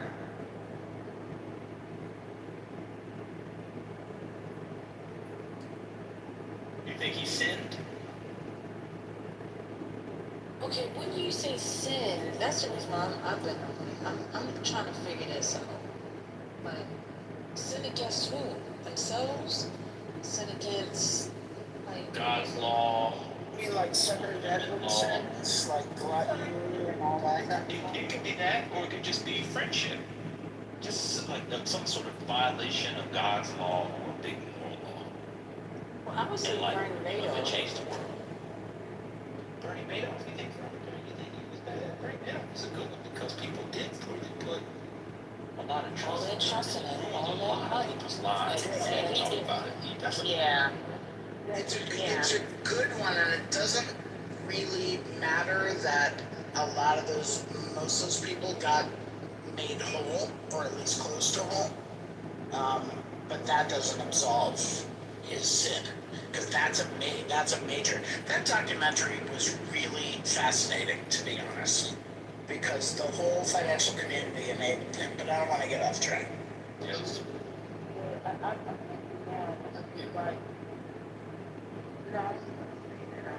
Yeah, even though they were made whole, doing the act, that is not That's different at all. yeah. Very well could have been left, you know. For sure. But a lot of people trusted him, especially in the beginning. For sure. Like, they had a lot of trust in him. He was the head of A lot of people. He was the head of NASDAQ. Imagine that. For sure. Unbelievable. That's a good one. That's a good one. That's a really good one. Would you think like Aldrich Ames, like in the day. He was a spy. He worked for the CIA, and he was an undercover agent for the Soviets. And he was like really trusted. He got like a lot of information. I got share. I don't know him. Yeah, like a fascinating story. So like I think of like betrayal, like somebody that you trust and then got betrayed. But I don't see. CIA. That's Yeah. I mean, that's already a thing. And then Alan Burr was just a sketchy character anyway. He's so sketchy. I'm trying to think. You say Benedict Arnold because that would be kind of the obvious one, but then that's even complicated. I have to think about it. I mean, some of these are against like the state. Some of the Snowden, but Arnold to some degree, and the Williams guy. Because we don't have access to it now. What was Hoover said? Wait, what's coming out? I think he was a monster. Yes. Yeah, we were, yeah. I like Madoff because it was just like regular people. They put their life's work into them. Oh, yeah. Look at Yeah. Right, and a lot of them were like quote unquote his people. So it was like it was all within the community, like the New York community. So it was like right in front of their face. I actually had one of my old managers, like her mother lost everything and she died before she could get made whole. Oh, so it was terrible. Bad.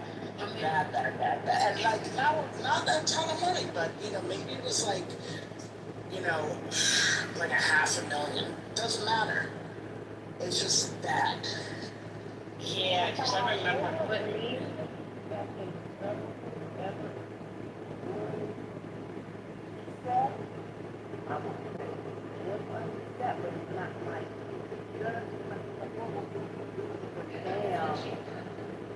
But, like, there's like a group of people that are doing it, then I could be like, okay. Well, Madoff, his son was so great. His son committed suicide. Didn't his son commit suicide? Yeah, well, didn't the other one die of cancer or something? No, Yeah. So, I don't know. It's just like, One died of suicide, I know for sure. I don't know. The hand of God came through on that family, though. And then the wife made up something about living in a car or whatever. Rich people don't live in cars. Even if you have money, you lost money, you're still not living in a car. Oh, I'll tell you another one. The people that created Oxycontin. What was those people's name? Oh, right. The Sacklers. Yeah. They killed a lot of people with that. Took a lot of people out because that was not supposed to be a compound. That was supposed to be mixed together, and they knew it. They knew it, and they still did it anyway to make sure that they greased their pockets. Y'all see what Marcus put in the chat?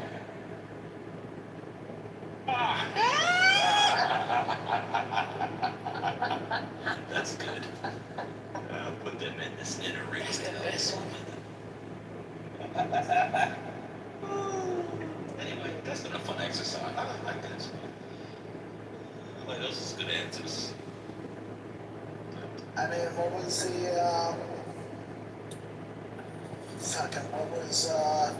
now I'm thinking of Trump's original fixer. Now I can't, Roy Cohn. No, Roy Cohn. Roy Cohn. Yeah, I mean, he was a piece of shit. He was an awful person. He was an awful human being. Lene has one. Some people say the military is committing grave sin is so negligence which goes undue suffering, withholding adequate pain relief in the belief that pain brought individuals closer to Christ. Oh, that's a good one. Oh yeah, that's really a good one. That's a good one. That's a good one. That's a good one. She was nasty. Do you know her story, First Lady? Mother Teresa? Yeah. Oh, remember how when we was growing up, everybody loved her. We knew it. Like, who is this Indian? having it done, and it's really important. She was holding medicines and therapies and everything to those people she thought suffering from Christ. She was a sadist of the high school. Yeah. And we really don't find that after she died. Yeah, I think after she dies. Christopher Hitchens does some stuff. Hey, after she died. Well, you know she died. You know she died the same week Princess Diana died. I didn't know that. Yeah. I forgot about that. Yeah. Yeah, and they raised her to sainthood. Well, yeah, because people were complaining the fact that she didn't get as much news time as Princess Diana, but when you find out later when she did, it doesn't matter. Like, yeah, she deserved it. Yeah, she deserved it. Yeah.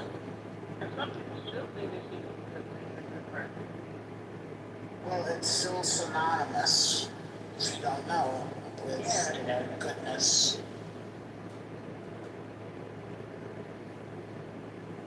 I'm telling you, she had one of the greatest PR machines going. Because when she was alive, people thought she was this wonderful person. And when she died, they did rush her to sainthood. And then you find out all that stuff what she was doing. Yeah. There's some African Americans. Check out something on Instagram today. Some black and some African Americans.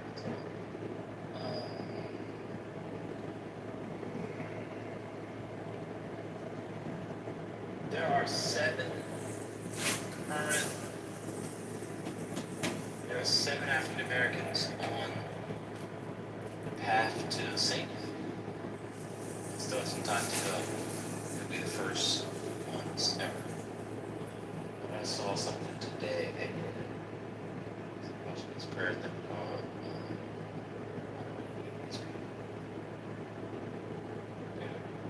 Maybe I know Pierre or something. Anyway. I'm gonna throw into the ring Elizabeth Holmes, because why not? We gotta mix it up. Oh my God. I thought you was gonna say Elizabeth Taylor would create that. No, that's perfume. I had to smell on old women for years. Exactly. That's a sin. That's a sin of humanity. Absolutely. I had to migrate a lot of people with Propaganda. Nobody actually thought it smelled good. Yes, they did. Well, no, people still wear it. No, I thought people did it because they just thought they were supposed to do it. You think those people think that actually smelled good? Yeah. Yes, people still buy it. Oh my God, she has White Diamond and she had Life of the Hottest. They had a whole line. It's crazy. I took my son to the surgery. Like 80s, 90s. Yeah, my mama had that. She was nasty. I don't know. I think some of that stuff just stopped back then. They really liked it. They liked it loud. I think smells are. Yeah, I think smells. I mean, Anthony today that all people thought basically have the same thoughts across the line and context. I didn't know. You know, he's still pushing that. He's still pushing that in a different world. I did not know that humans. I did not know that. He said, please, man. I just gotta get this part out. I did not know that somebody believed that somebody in 2026 basically saw the world in the broader strokes the way somebody like ancient China would. That's insane. That was interesting. Well, he does. His head is shaped like. I told you. Go ahead with your RJ doctrine. Go ahead. That's what I said. You could do your thing. That's a do thing. No, I'm not gonna do it. No, too late. No. No, it's not too late. Go ahead, let it out. Stop it. Not. Nope. Unplug yourself. Go ahead. The point I was gonna say was the smells are very historicized too. Probably what smells good to us. Stank in 1900. Smelled good to them. Stank good to us. Walk around feeling like shit and teeth. I'm gonna be honest. It it's hard for me, having read about, the type of how, when we talk about, I don't know, there's a lot of body odors. Now, now the smell, it is mistaken way, but maybe, it didn't smell as bad as people who smell like, some people smell like cold cuts.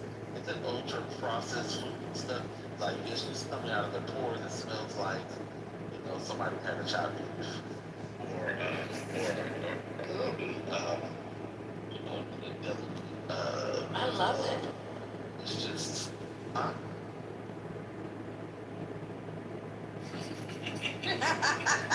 he got to stop cold in his track, huh?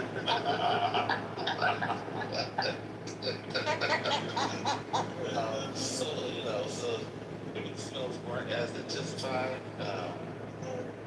but still, it's still, it's still just Yeah, if you read about I was gonna say, brother, you just reminded me of a men's fragrance, that I hate, that everybody loves, but I detest it. Izzy Miyake, I hate it.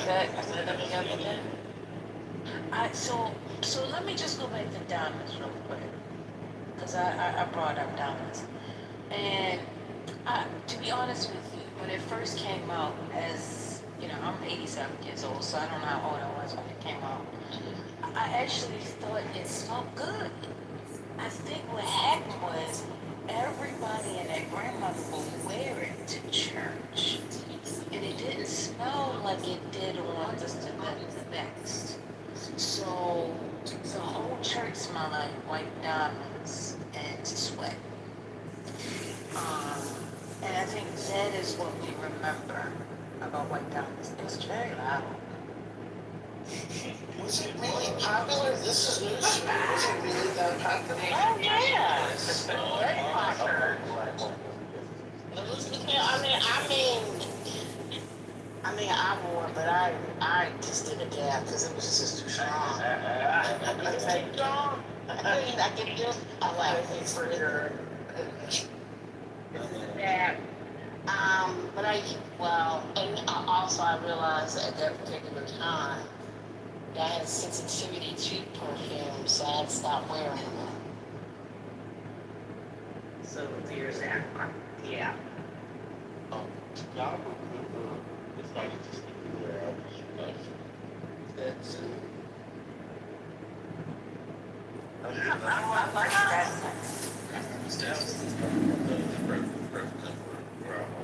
What's Stetson? The white boys used to wear that. Yes, that's it. Oh, was that like the Old Spice for young? I don't know if it was for good or I had to my dad had to. So Dr. Resilient brought up Red Door. So it wasn't Avon. Red Door was a Luchazar.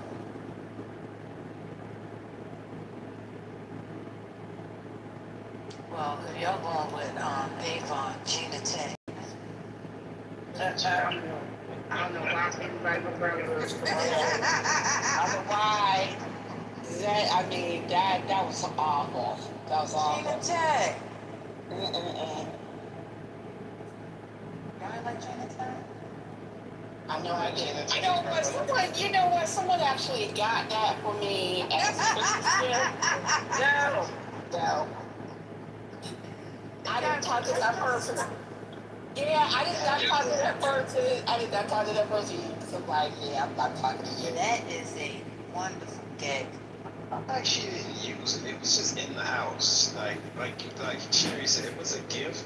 She had the Gina tape, but I don't think she did. It's a terrible gift. That's offensive. I wouldn't buy anybody Gina tape. That's a great gag gift. Yeah, one Christmas somebody bought me Bijan. I was like, oh my God, I'm throwing this away. Wait a minute, what's that? Bijan, you never heard of Bijan? The fragrances? I can't say that I have. It's the question. It's like a weird bottle. Let me find it, and I'll show. I'm not an explanation point. Not like that, but it's kind of. It reminds you of that style of bottle. It looks like a little donut with a little like the woman. What's it called again? Bijan.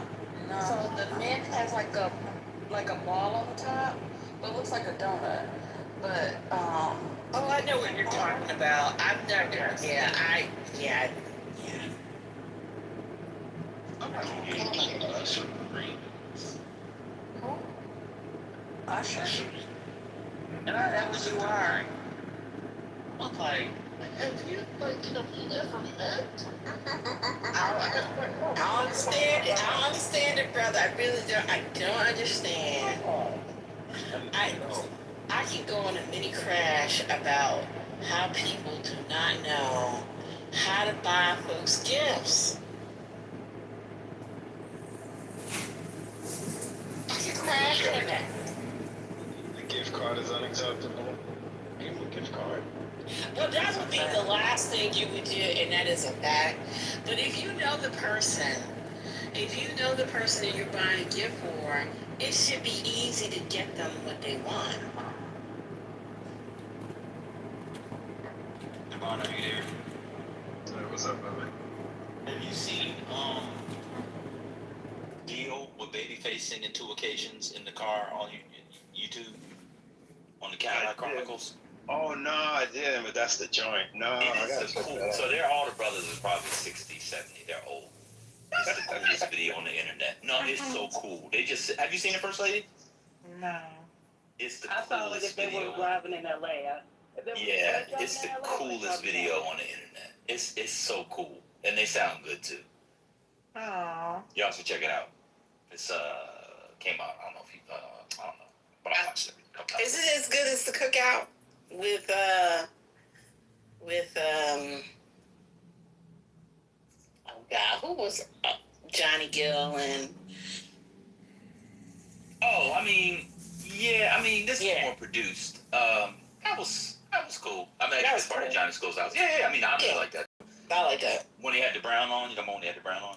Yes, and then Jeffrey Osborne, who sounded great. Yeah, that was cool. I like that video too. That was really good. But y'all, let me see if I can find it. I'll put it in the chat. Somebody can put it in the chat. But if you like that song, they're older. Babyface probably. How old is Babyface? 65. Babyface must be. He's in his 60s. 68. Yeah, he's 67.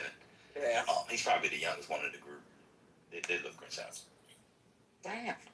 Check it out, Divine.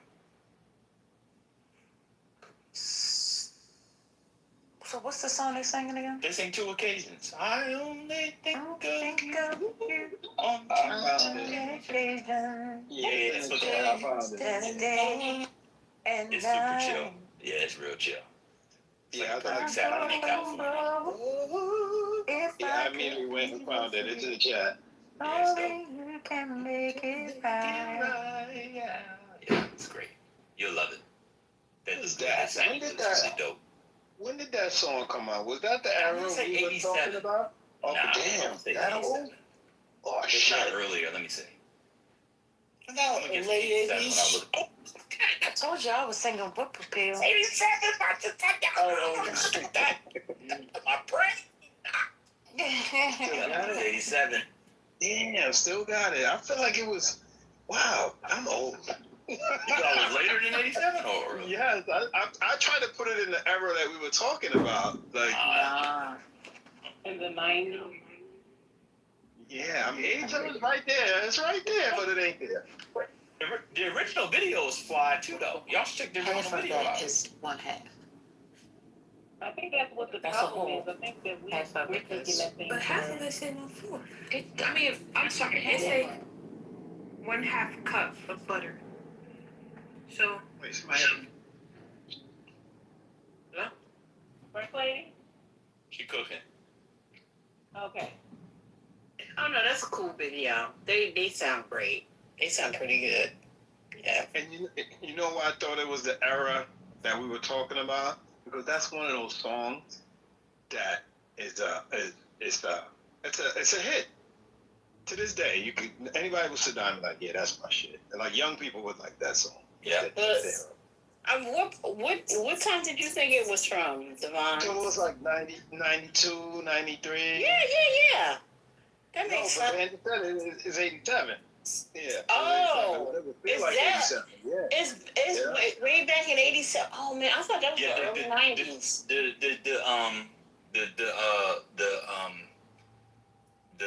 The thing that tells you is the synthesizer.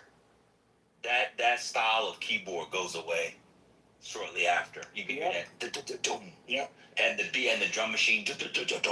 Bang, bang, bang, bang, bang. That like tinny synthesizer keyboard, that kind of goes away. But if you watch the original video, Babyface looks the same because he never grew. Well, he had a slight beard one. But the dudes all have the long, just the regular mustache with like long punk rocker hair, but with a mustache. I don't know why dudes at like 25 was wearing just old man mustache. I was watching old Soul Train videos a couple days ago, and the song, what's his name, Major Walt Harris, do do do do. Oh, Major Harris. Yeah, Major Harris. Major Harris. Yeah. Mm-hmm. Love Won't Let Me Wait. Before anybody look it up, how old do y'all think he was when you sung that song?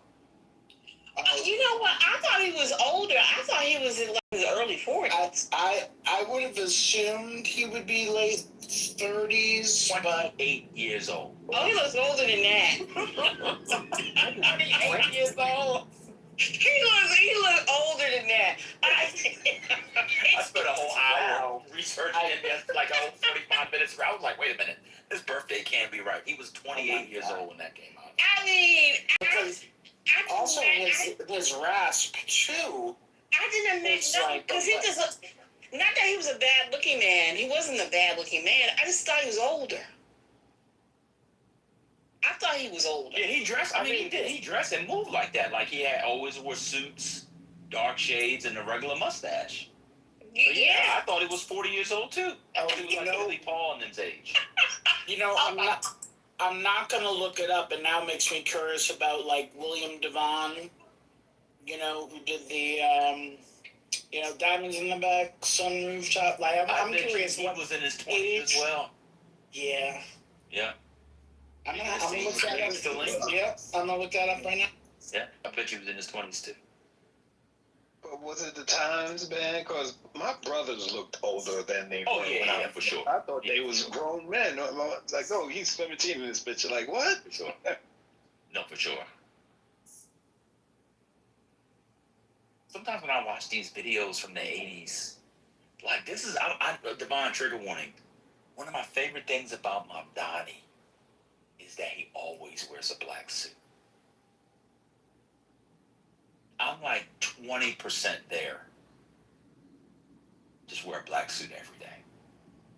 I mean, you know, when I had a problem with it, and I'm not unreasonable. You know, we broke it down. That's his brand. That's his thing. I'm not mad at it. Like, it was weird at first, but I get it now. You know, the Knicks jersey under the suit, jumping in the pool in the suit, doing the 5-borough bicycle ride in the suit. It's a trend now. So it's like, okay, I see where you're going with this. But I like the consistency. But they wearing it in this video. If you watch the original Deal video, they just look fly in a black suit, even though it's hot as shit outside and they sweating. They still look fly in the black suit. In the black suit, yeah. Wait, Ben, do you have a guess? Do you have a guess of William Devon? Give me the year. What time did So it came out in 74. Yep. Oh my God! What is going on? I should have played a lot of the night. I'm gonna guess he was born in 1947. So he was 27. Yes, exactly. He was born in 1947. Are you serious? Yeah, he was born in 1947. You sure was? You better. February 9th, 1947. Mm-hmm. And he died in 2012. Give me the Powerball numbers, man. Give me the Powerball numbers. Let me tell you. Can I tell you why I guessed that? I guessed that because I figured he was a baby boomer, but his parents waited a year to have the baby, so I gave him 47. Wow. Wait, is he dead? Yeah, he's dead. He's dead. Yeah. Mm-hmm. I think Babyface. I don't think he's dead, y'all. Close to dead. Whoa, dude, is Wikipedia lying? Oh no, I'm just guessing. I don't know. No, wait a minute, who are you talking about? I'm confused. William Devon. William Devon. I thought you were talking about Major Harris. I was like, yeah, he's dead. Major Harris, yeah. Okay. Anyway, I don't know. William Devon's I just so see an old black dude born in the 40s. My assumption he's yeah, 1978. especially in music. Especially in music. Shit, they used to party hard. One of the Whispers just died last year, right? Didn't one of the Whispers die? One of the twins died. Yeah, because I saw the other one on Sean, the dude from Boys to Men. Yes. Sean Stockman show. They were singing Lady, I think. Lady Commodores Lady? No, the Whisper song. The Whispers Lady. Lady. Yeah. Should be my lady. There you go. I was about to say that was up. Oh, I was starting to sing something else. What you was going to say? Not D'Angelo. It was no. It was like an up tempo, and the song started with "Lady." I know that one. That's the Commodores. Down. Yeah, that's the Commodores. Okay, it's not one of them. Lady. Have you watched the show yet, First Lady, the Sean Stockman show? Who's that? The brother from Boys to Men, the dark-skinned brother from Boys to Men that never had any solos. The tall one. The tall one, yeah. The tall one. Yeah, the B-boy. Oh, he got like a podcast, but they have a camera with it, and they always sing with the guitar. It's dope. I'll send Yeah, it it to you. is. Yeah, it is. You know what I saw last night, and I forgot that I had it. I was going through my old social media, like going way, way back to see the shit I used to post. One night, Q-Tip was performing Vibrant Thing at the House of Blues in LA, and Prince joined him and played guitar for Vibrant. Oh, Prince was good. Prince was good for doing that. Yo, that was a good venue back in the day. The House of Blues and Sunset Strip. That was a good venue. Yeah, Prince was good for doing that. Whenever he did a concert in the city, I know a co-worker went, and he did a concert, but he went to City Winery where Prince did a jam session. And I said, why did you not call me? Because I would have gone. He said it was last minute. I'm like, okay. Prince never, he never really announces where he's gonna. No, he doesn't. Yeah, it's never announced. No, it's true. I went to see Maceo Parker probably 20 plus years ago. I'm not sure if it was Beacon or Radio City, one of them. And Prince came out for a song, which is pretty fucking cool. I like when they do that. You never know who's gonna pop up on the stage. What's y'all favorite Whisper song? I go first. Mine is Olivia. Yeah, I like that song. I also like Lady.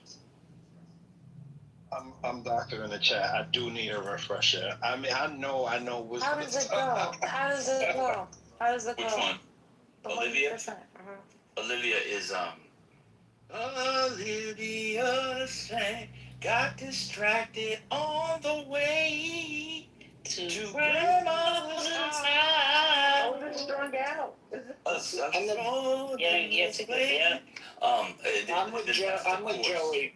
I'm with Joey in the chat. And the chorus is that's a good one too. Then the beat goes. And the chorus is the verses goes She has a quota to fill.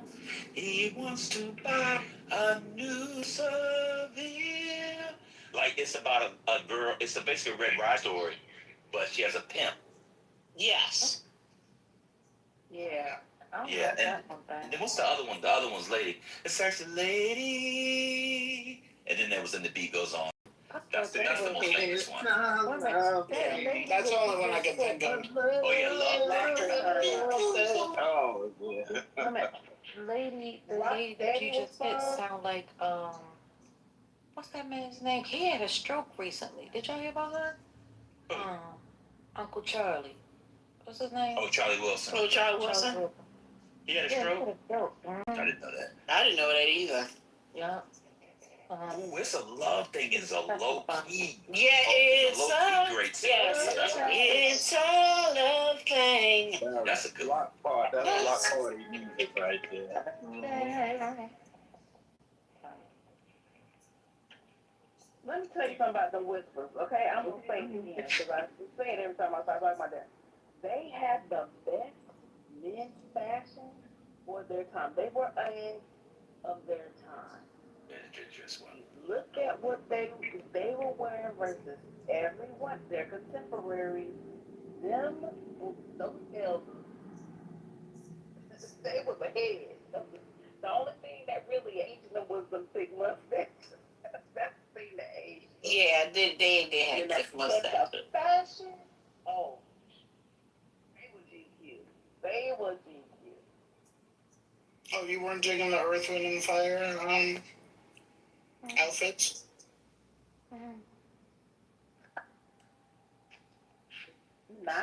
Not in this era. No. Well, that was in the 70s, because by the time the 80s would come around, they weren't the same. Yeah, I'm thinking the late 70s, early 80s. It would be the 70s you're talking about. Because by the time the 80s comes around, they break up as a group. Yeah, we get it. She love. That's what we get. Choosing lover. I know Earth, Wind, and Fire. They dressed kind of wild, but that was part of the bit. And also, when you get those custom type of outfits, it's a huge write off for the band. I learned that too. If they're just gonna go to the if you go to some, I mean, yeah. it dives deeper into a hole. Well, Costumes, y'all. they was making money. Yeah, exactly, costumes. Costumes and outlandish costumes. Do y'all know the group LaBelle, right? Patti LaBelle when she first came out. Yeah, the LaBelle, yeah. And all of their costumes and stuff like that, they used to be real unique. Well, they hired their costumers costumes for them. Anybody want to take a guess? It's a male band. A male band? It's a male band. Oh. Who hired LaBelle's costume makeup? Parliament? Funkadelic? No.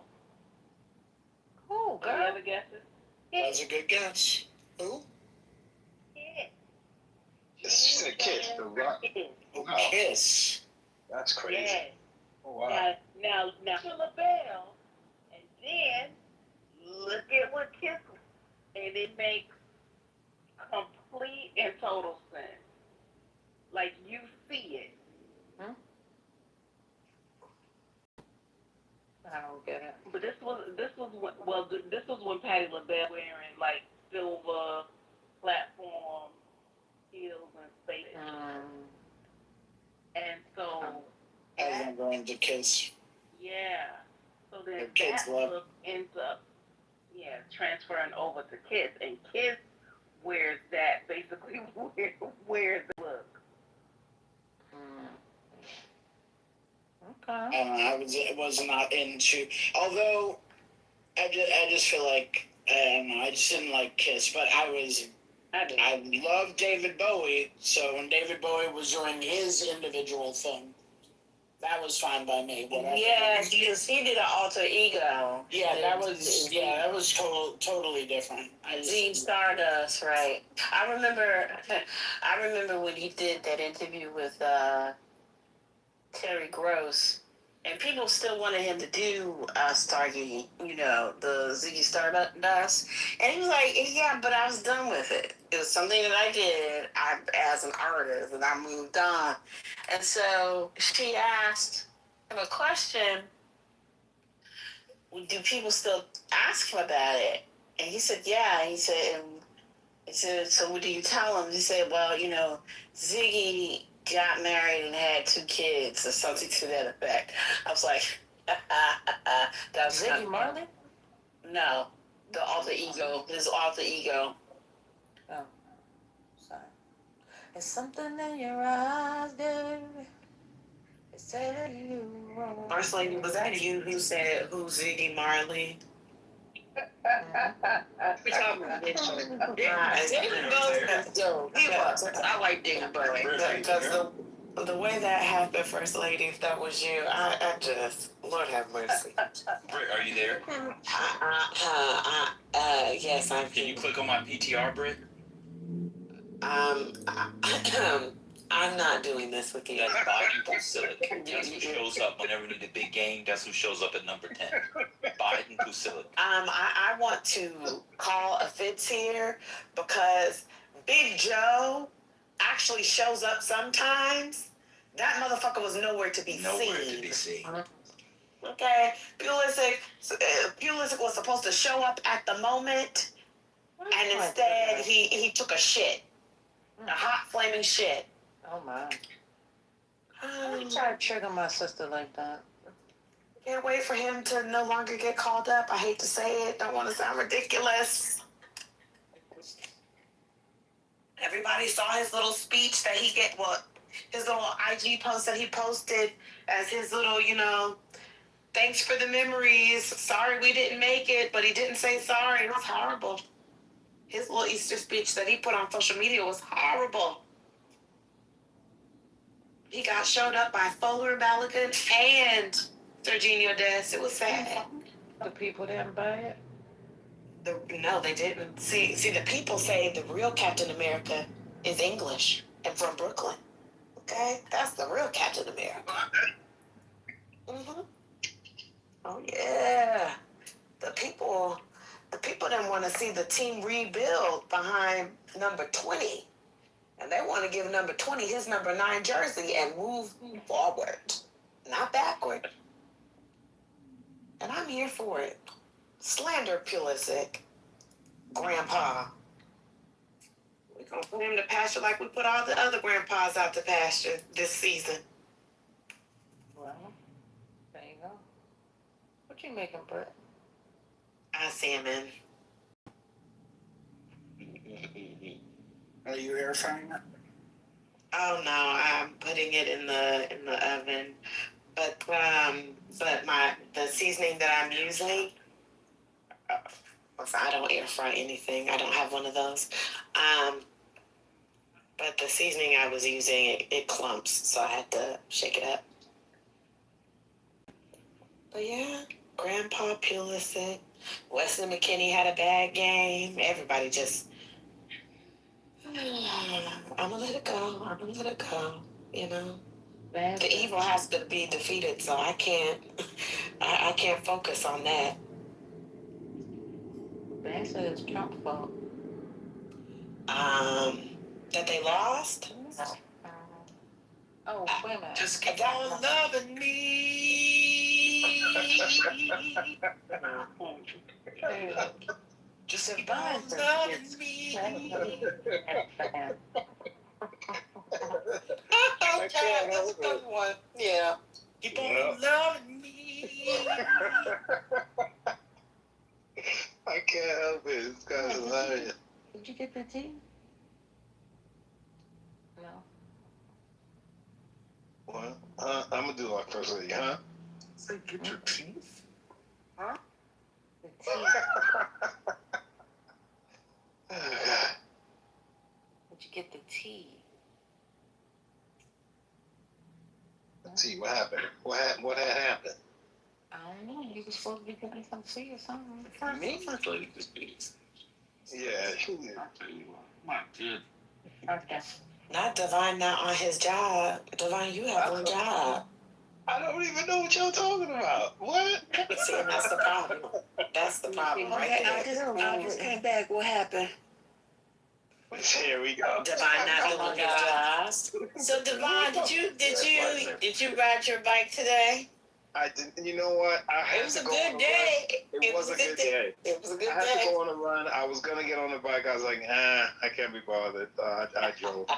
But tomorrow, I do need to do. I've been putting it off. One of the bikes needs an oil change. I gotta do it. I'm gonna change the oil on the bike, and then that's a reason to go for a ride because make sure the oil's good.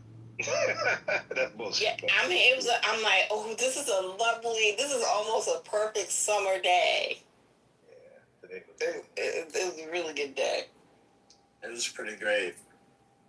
Oh, this weekend's gonna be. Well, I know y'all don't care, but Jay-Z is taking over Yankee Stadium 3 days in a row. I'm not going. I might pass by just to see, and it's a good ride for me just to go up there. But the ticket prices have fallen, but they're still ridiculous. Nosebleeds are $250. On the ground is about $1,500, but they were way up there. I'm surprised there's still tickets left, but then again, I'm not because people got better things to do with their money. So should be pretty interesting. I have a friend who is going all 3 days and spent less than $1,100 on all 3 tickets. Oh, That Miss but they Cleo? probably in the nosebleeds. Miss Cleo? Does he play different sets? So they're not. Yeah, they're 3 different themes. Yeah, it's a different theme each time. And it's going to be about who. I think it's going to be about who he brings out. You know, Jay knows everybody. Who's gonna be the special guest? You know, he might bring somebody crazy out, like, oh, he brought out, you know. Who knows? What day are you going to, Divine? What day are you going to? I probably will go to the Sunday because I know Friday's gonna be crazy, Saturday's gonna be crazy, Sunday's calm. People have to work on Monday, so. And Sunday's the add-on one too. It wasn't on there originally. Is that when you're going, Miss Cleo? I'm not going. Oh, you're not going? Oh, okay. No, I said my friend. Oh, that was when I went to Usher and Chris Brown. Oh, this looks like a perfect weather weekend too, Divine. Tira's going. Tira, you going to the Jay-Z concert at Yankees? Nope. Sorry, not going. Oh boy. Sorry. Well, that's good. You got front row tickets. Nope, not going to that. May go to the Fanatics Fan Fest though to see the Knicks, but other than that. Well, that's good to hear about the weather. It was going to be like it is today, this weekend. It should be beautiful. But that and it's supposed to be raining here on Thursday and Friday. Okay, can I tell you the truth about that? I have tickets to. I bought a thing to have a picture with Josh Hart. Don't even ask me why I did this. Nah, you got to do that. You know what I saw? You brought up Fanatics and made me think about what's a cat? Carl Anthony Towns tagged along. I don't know if you guys saw it. He tagged along with a UPS driver who was delivering Fanatics gear. I thought it was the coolest thing ever. He was at people's doors. They open the door, they see Cat delivering their package. I was like, wow, that's great.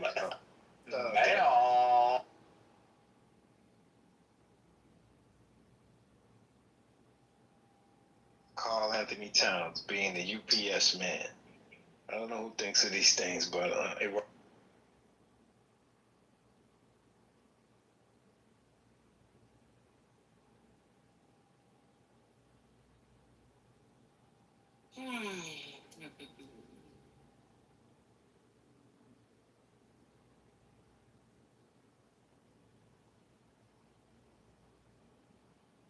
Oh, dang, why everybody leave? Did I scare people off? No. It's about, it's 10 o'clock. This is what usually happens. 420 open? Let me see. I was like, TT left. What did I do? Oh, no, I came right back. I was trying to get I was trying to icon off of me. Oh, okay. And I gotta get this jam battle off of me. Hold on.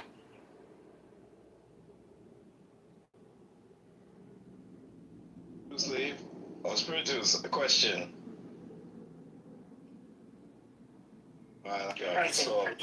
Present. Okay. So we broke air fryer. I don't know. Damn, it has to be at least. I don't like this. I think this is a plant by brother to ask me a question. No, it's not. It's not. Let me finish the question. I'll let it go. Okay, no. Not a scheme set up by Tom to come to you with the. Wow. We broke it about 2 years ago. We have not bought another one. Should we get another one or don't get another one? We had a good one. I'm gonna stay out of this. I'm gonna let the floor answer. That's it. I don't cook anymore. I don't walk into my kitchen except to take medicine, and that's it. operating experiences. I don't know. I have a plant. To be fair, I do have a plant that is growing in the kitchen on a shelf, and I do go inside the kitchen to water it, and then I leave. You said about another one, brother? Do y'all use it? When we had it, we used it. I don't know, maybe. I feel like when we first got it, we went crazy. Yeah, we got an air fryer. And then we kind of didn't use it too much. And then once it broke, we were just like, fuck it, we don't have air fryer anymore. No, save the counter space. If you? Right. I'm sorry, brother. No, go ahead. I was done. If you haven't used it in 2 years, why are you thinking about getting another one? Well, my son used it a lot, like for certain like quick snacks or whatever. He's like, how old is he? He just turned 19. No, if he wants it, he can buy it. Oh shit. Well, no, because then you might not get a good one. Right? But he doesn't care about using it anyway, so who cares? Yeah, but I want to get. If I get a good one, it'll last. If I don't get a good one, that's the way. But you don't even care about having one. But they're also like not a lot of money. Also, so yeah, I mean, it's still barely turning on the whole. Like you ain't missed it for 2 years. The person who missed it should. He's not like if you want it, maybe you go halfies on it with him. Is it going to help you out if there's an air fryer in the house that he uses so he can make his own damn meals and leave you alone? Yeah, that's the part. But he's leaving soon. He's here, he came home for the summer. He'll be out of here soon. So I'm like, yeah. Get him a George Foreman grill. Right. These were the days. Yeah, basically. That's yeah. Not George Foreman grill. Those were the shit. Come on, we had the big one too. Well, I think it's a little passe now with the advent of air fryers and other things. So that's funny though.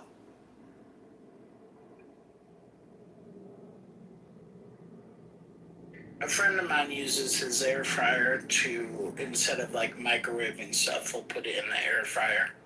And he says that it's better, actually, and arguably more healthier and gets the stuff warmed up quite well.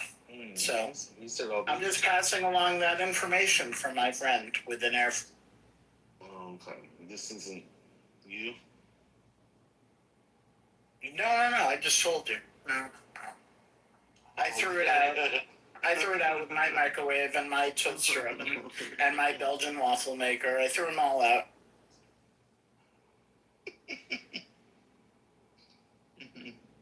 Hello. Mullah is done. Exactly, Mullah is done. Thank you for your support.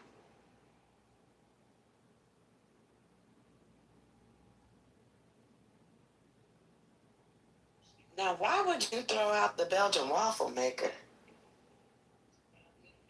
Girl, have you heard how he cooked? He's not using it. I would have at least resold it or something. That was the flame.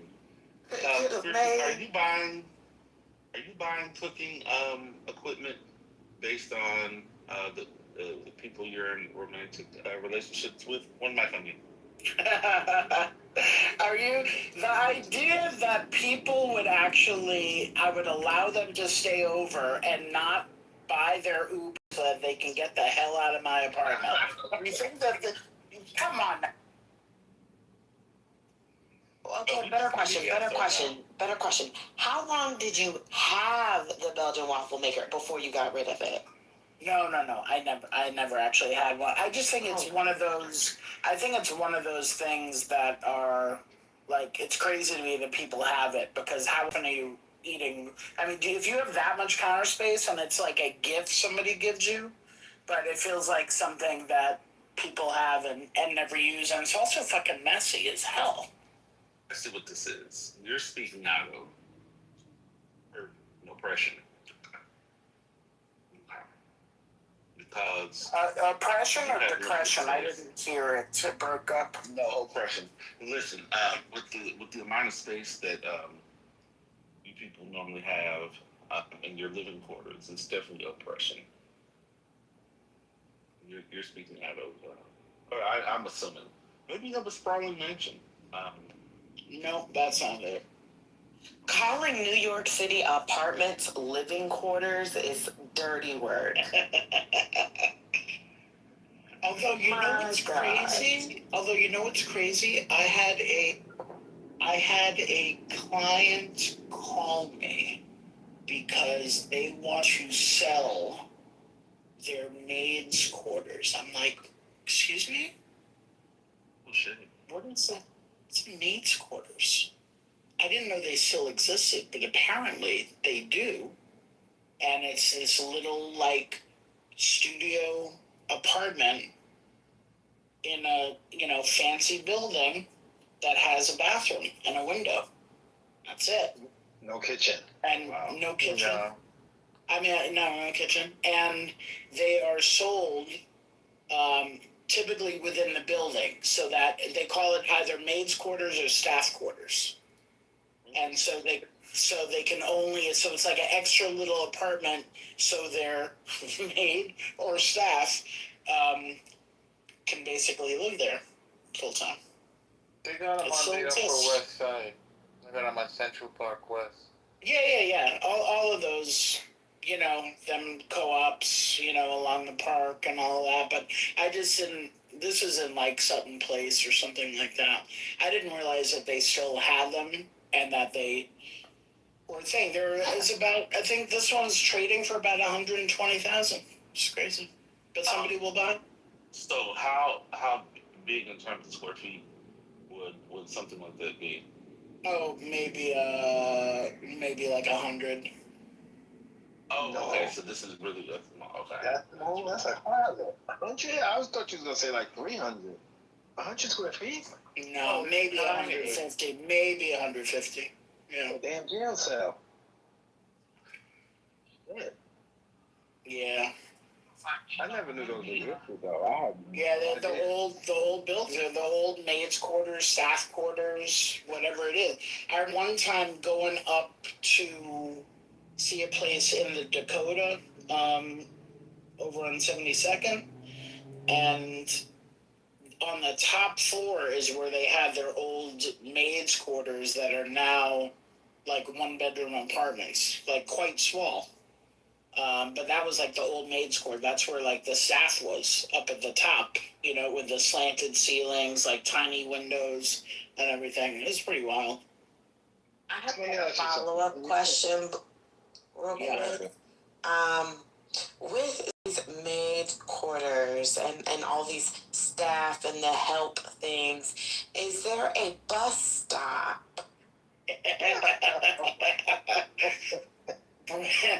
Brett, I would say bus stops are encouraged. That's a great question. They're encouraged, they're welcomed, and they're typically right out front or on the next block. So, yes, absolutely. That was nasty work, Britt. That was nasty work. That was good, but that was a good follow-through. Yes, it was. It was.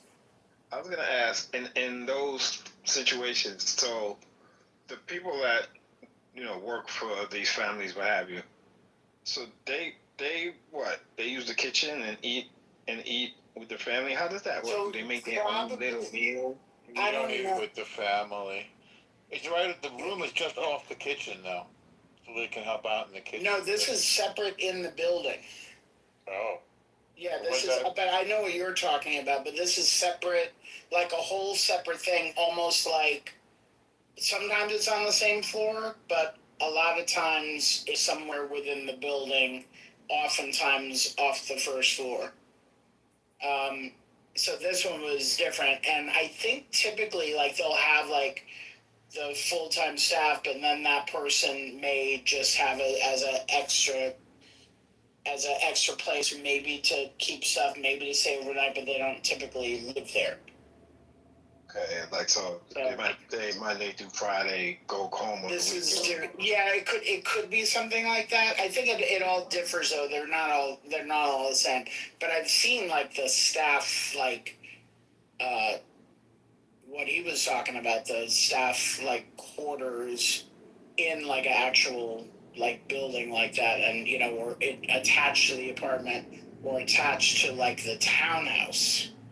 You know, the downstairs. You know that downstairs part of the town of some townhouses underneath the stoop.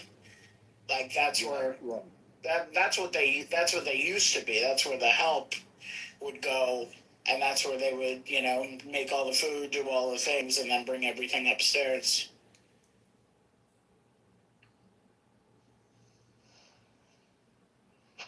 Doing something every day. Yeah, a lot of the stuff still exists, like all the remnants of it. They just call it different things. So.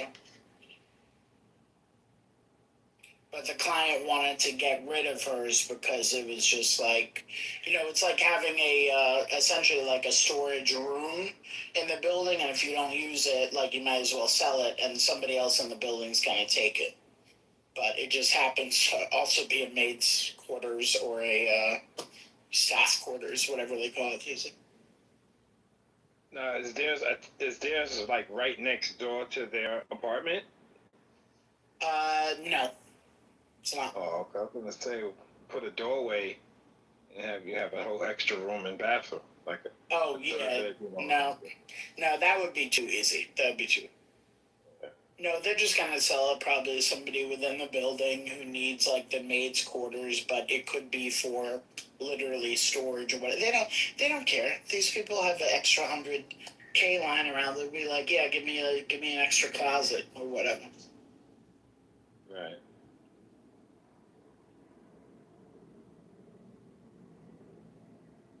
Although I just saw in Park Slope, there's this building that was selling apartments, but they also had extra parking spaces available to purchase. They were $250. So you better line up, as in $250K. Wow. For just the parking? Yeah, just the parking. That's crazy. It's hard to find street parking in Park Slope. That's real.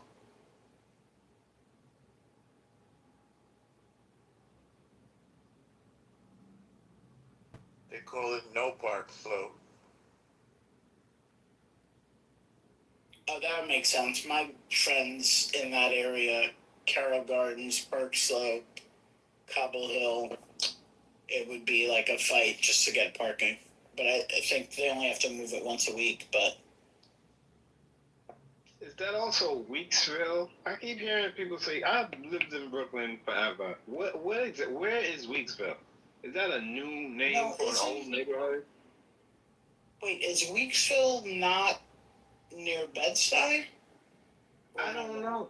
It feels like they just renamed the section to Weeksville, but some people are like, nah, it's always been Weeksville. I just don't. I know Bed-Stuy, Crown Heights, Flatbush, East New York. I'm like, what's this Weeksville? And they even some people changed Brownsville to Ocean Hill. They start using that term. Oh, yeah, man, that's Brownsville. Oh yeah, so I just looked up. Yeah, Weeksville is basically like Utica Avenue stop, like on the eastern edge of like Bed-Stuy. You know, because you know how they turned Bed-Stuy into part of it into Stuyvesant Heights. Yeah, but when you say Utica Avenue A or Utica Avenue 4? Utica Avenue A. Oh, that's Bed-Stuy. They gotta stop it. Yeah, so Weeksville is like just east of there because I had a friend who lived off of like Ralph Avenue up there near like Atlantic or something. It's in Atlantic, yeah. And I think that was, I think that, and I think Ocean Hill is like on the like Rockaway Avenue side Yeah. Because I had a friend out there, and it was like, even like on one of her like invites for her like barbecues, it was like, come out to our Ocean Hill apartment. I'm like, where's that? Ocean Hill. Yeah. And she's like, oh yeah, Rockaway stop. I'm like, oh, okay, good. Yeah, I get why they did that, because it is a border. It's like it's a split between Crown Heights and Bed-Stuy, so they call it Wicksville. I get it. Yeah, and there's some like major like historical significance as well over there. Yeah. I think there's a museum and whatnot. But yeah, but also like Bed-Stuy is really, really big in terms of size, so I can see why they wanted to cut it down. They tried to do that a little bit with Harlem, but that shit didn't work. Right.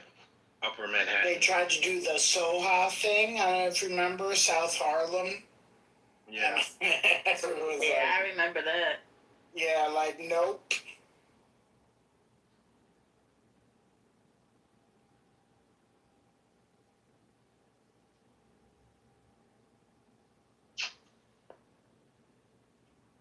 All right, TT, you want to boom it? Or you want to stay? Yeah, I don't we want can to. move it. We can go over to the 420 for a little bit. Yeah, very, very short. I don't know how long it can take it. All right, guys, appreciate y'all. Y'all know what it is. Of course, before we go, got to shout out First Lady. Thank you. Shout out to the mods, First Lady. Came through today. We're going to land this ship. And you know what it is. We'll be back here tomorrow, God willing. Y'all be safe. Until tomorrow, Mullah is down. Bye-bye.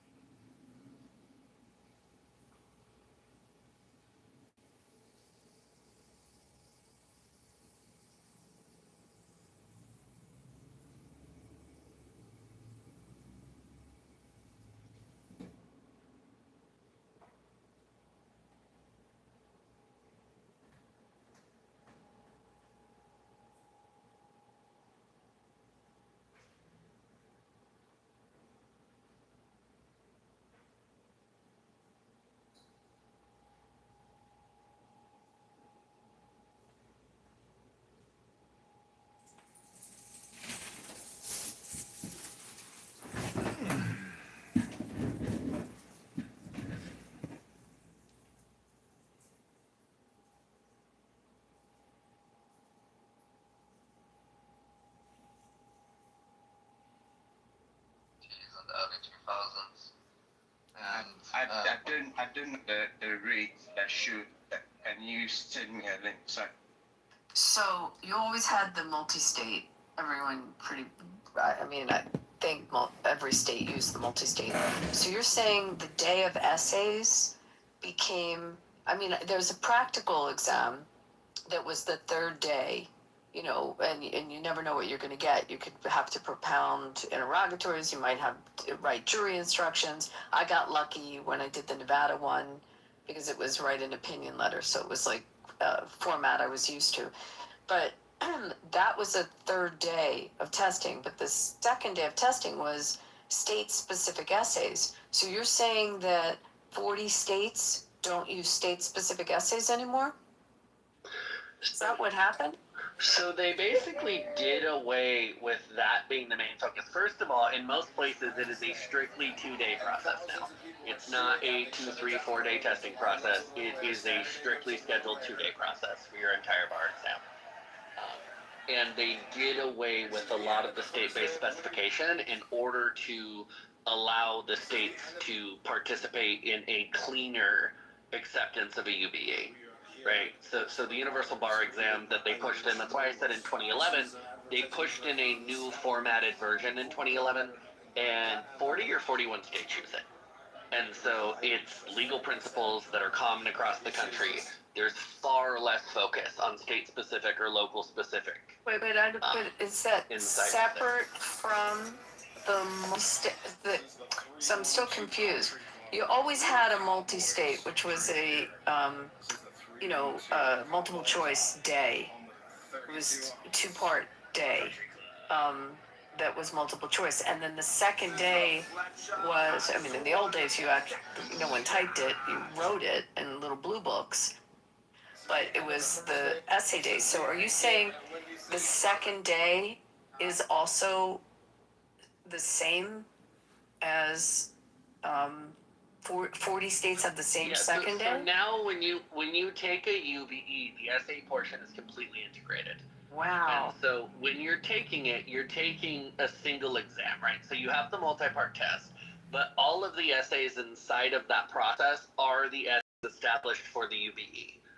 And so you're going to get 6 essay questions, but they're going to be more generalized for legal principality over any specifics to the state that you're in, so that it can transfer across, right? And the reason they did it that way is so that it is easier for those states to accept that somebody's score is relevant in their state and therefore should be honored with reciprocity.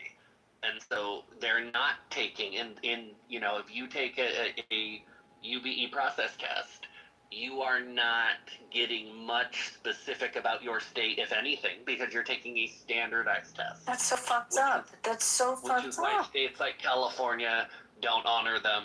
I think there's 6 or 7 states that very clearly don't honor any sort of transfer. Like if you want to come to California and you took a bar somewhere else, there's a short test and course you have to take, depending on the amount of years you've practiced. And so California doesn't allow a flat transfer of license because they look at other bars as not being sufficient to meet the standard. They need a secondary confirmation that you are capable of practicing here. But think about the state-specific stuff. I mean, Nevada had 24 subjects. Obviously they didn't test you, it was a roll of the dice literally as to what of the 24 you were going to get. But there's a 90% chance you were going to get a community property question. And I imagine California as well. Can you imagine getting licensed in a state that's a community property state and not learning that law or not being tested on that? But that's just... I'm just thinking about the state-specific stuff that comes up. That's wild.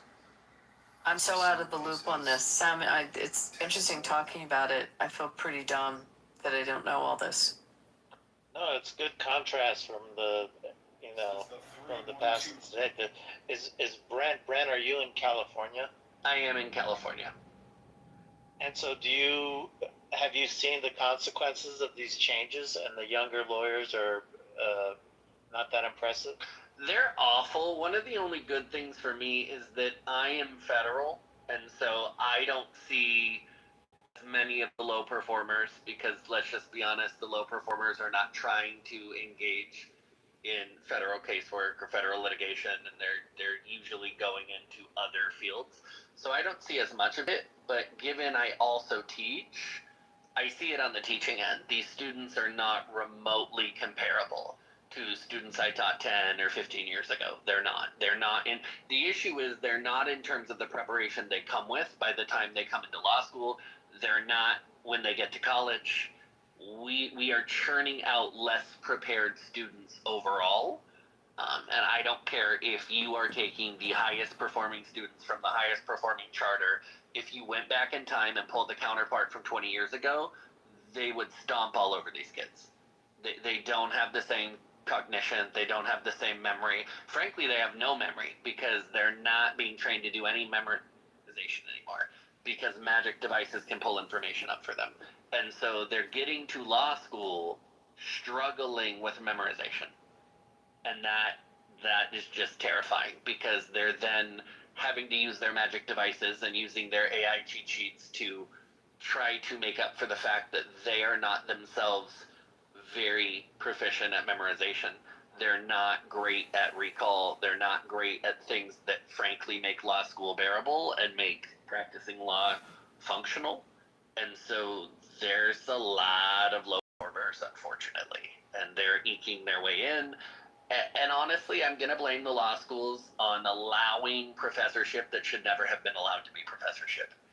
A lot of the law schools have allowed quackadoodles to teach in a way that they shouldn't, and they've also encouraged passing everybody, right? Forcing the bell curves to shift, forcing pass-fail options, forcing people through because they want to have graduation rates that match what they're expecting to have. And so you have students who, frankly, would have failed out of law school in the past, would have not sufficiently survived, that are getting kind of coddled through, and then they go and get through a bar exam that isn't as rigorous as the ones that Abby or I took. They're just not anymore.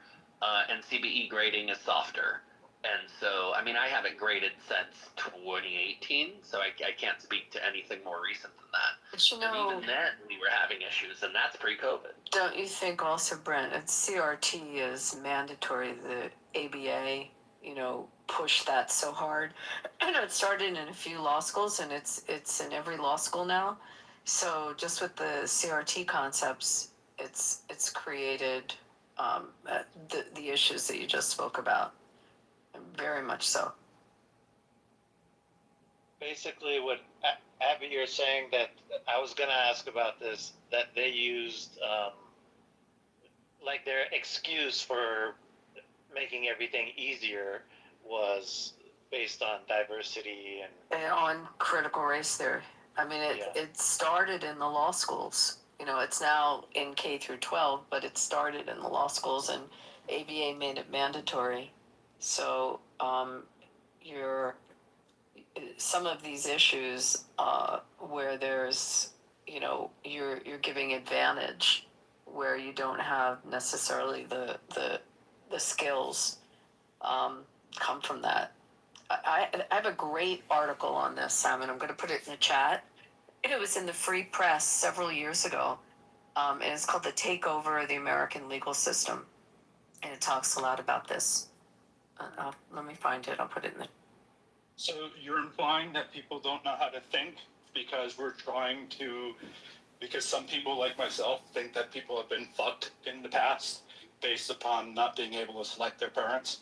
No, I think that you have to be trained, Stan, to think a certain way, Socratically.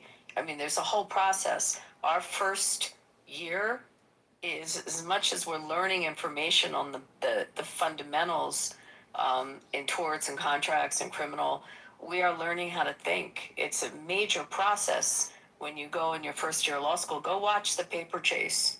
If you have never saw that movie, and you can understand what's his famous quote, where your mind is mush and they're molding it.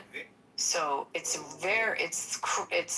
a critical part of going into the profession is learning those skills. and you can't take them lightly, and you can't take them for granted, and you can't cheat them, or you're never going to have those skills. And that's what we were talking about before you came in. Let me find the article. While you do that, I have a question for both of you guys, Bren and Abby. Now, being a conservative in a liberal city or state, is there more demand for conservative lawyers these days? Because, like, the reaction for a conservative lawyer would be to run away from the blue cities. But then, there might actually be a need for more of them in the blue cities. I don't know. Like, that's the question I have. And then, is it when you're working a lot of federal cases, is it all court? Is it all plaintiff law, or is it a lot more other stuff? I mean, I can answer on the blue cities. I started practicing in one of the most famous cities to practice law in, or at least what was coined as the Philadelphia lawyer. I mean, that's a pretty blue city. And I'd say the more conservative, I mean, it's also the field that you go in. I mean, if you're was in the corporate side of the practice, and maybe that attracts more of the conservative lawyers. I don't know. I never really thought about, like, if liberal lawyers are going into environmental work versus conservative lawyers going into corporate, but it definitely was a blue city that I practiced in for a long time. Yeah, I mean, the thing for me is that the majority of my early career, and frankly, my years of practice before the bench, I was a federal prosecutor, right? And I was a federal prosecutor in very blue areas, but there were a lot of conservative-minded attorneys that were in those departments then, right? The U.S. Attorney's Office functioned differently in the 90s and the 2000s, early 2000s, than it does now. There's a lot more politicking, not just in who the Attorney General is, that's always been political, and certain U.S. attorneys in certain federal districts, that was always political. It's now a very different game, and who they hire, how they hire, and what their staffing looks like is very different. And so, I spent a good early chunk of my career in New York Southern District, and at the time, the U.S. Attorney was a relatively conservative individual when I got hired. Very quickly after that, politics shifted, they retired, and we got somebody who was a much more liberal-minded person, but it wasn't an era where they came in and gutted their departments and their staff to replace them with ideological clones, right? So what was taken on and what was leaned into, right? What was the tendency or the focus of that U.S. attorney in that federal district was very indicative of that person's political leanings, ideologies, and thoughts on prosecution and priorities, right? And how much they leaned into whoever the individual attorney general was at the time. But you didn't have the tendency you have now to run out everybody that doesn't match you, right? And that is very prevalent now, unfortunately, in the kind of concept of permanence that used to exist of, hey, I could choose to be an attorney in New York Southern District as a federal prosecutor for 15 years and not have to worry about the election cycles and who is going to be attorney general, and therefore who was going to get to be the U.S. attorney for that particular federal district, and what was that going to be downstream. We didn't really have those issues. So it's a different world now for them, and I'm watching this in who exists in those roles and in what way. We didn't have a lot of interim U.S. attorneys. You had people confirmed. You didn't have a lot of actings. You didn't have a lot of interims. You didn't have people unable to get confirmed and go past the 120-day deadline, and now they're not able to be the acting, so they're the deputy, but they're essentially acting. It's a whole different world in terms of the amount of politics that exists, and so I could imagine, I know in the administration, they had to go looking for a lot of attorneys to hire, because when he won the first time and this recent time, significant amount of Democratic leaning individuals who worked for the U.S. Attorney's Office left. And they said, I don't want to work for him, and I don't want to work for that administration. So you had to go find conservative-minded individuals to hire because you had your workforce bleeding. So it's very different in that regard now. The judges in federal court are interesting because Trump set a record in appointing federal judges, and then Biden broke that record, and then now Trump is breaking his own record. And so in a matter of a 10-year period, we have filled more vacancies than were filled in 20 or 30 years before that. The judiciary is essentially full. The federal bench is essentially full. You have one more batch of people that are going to retire that are in their 60s, 70s, 80s. And then at that point, your average judge is not 70 years old anymore. They're in their 50s. They're in their 60s. And so we have a more set judiciary, unless there's some sort of giant court expansion, and we have a more political version of what the federal offices look like.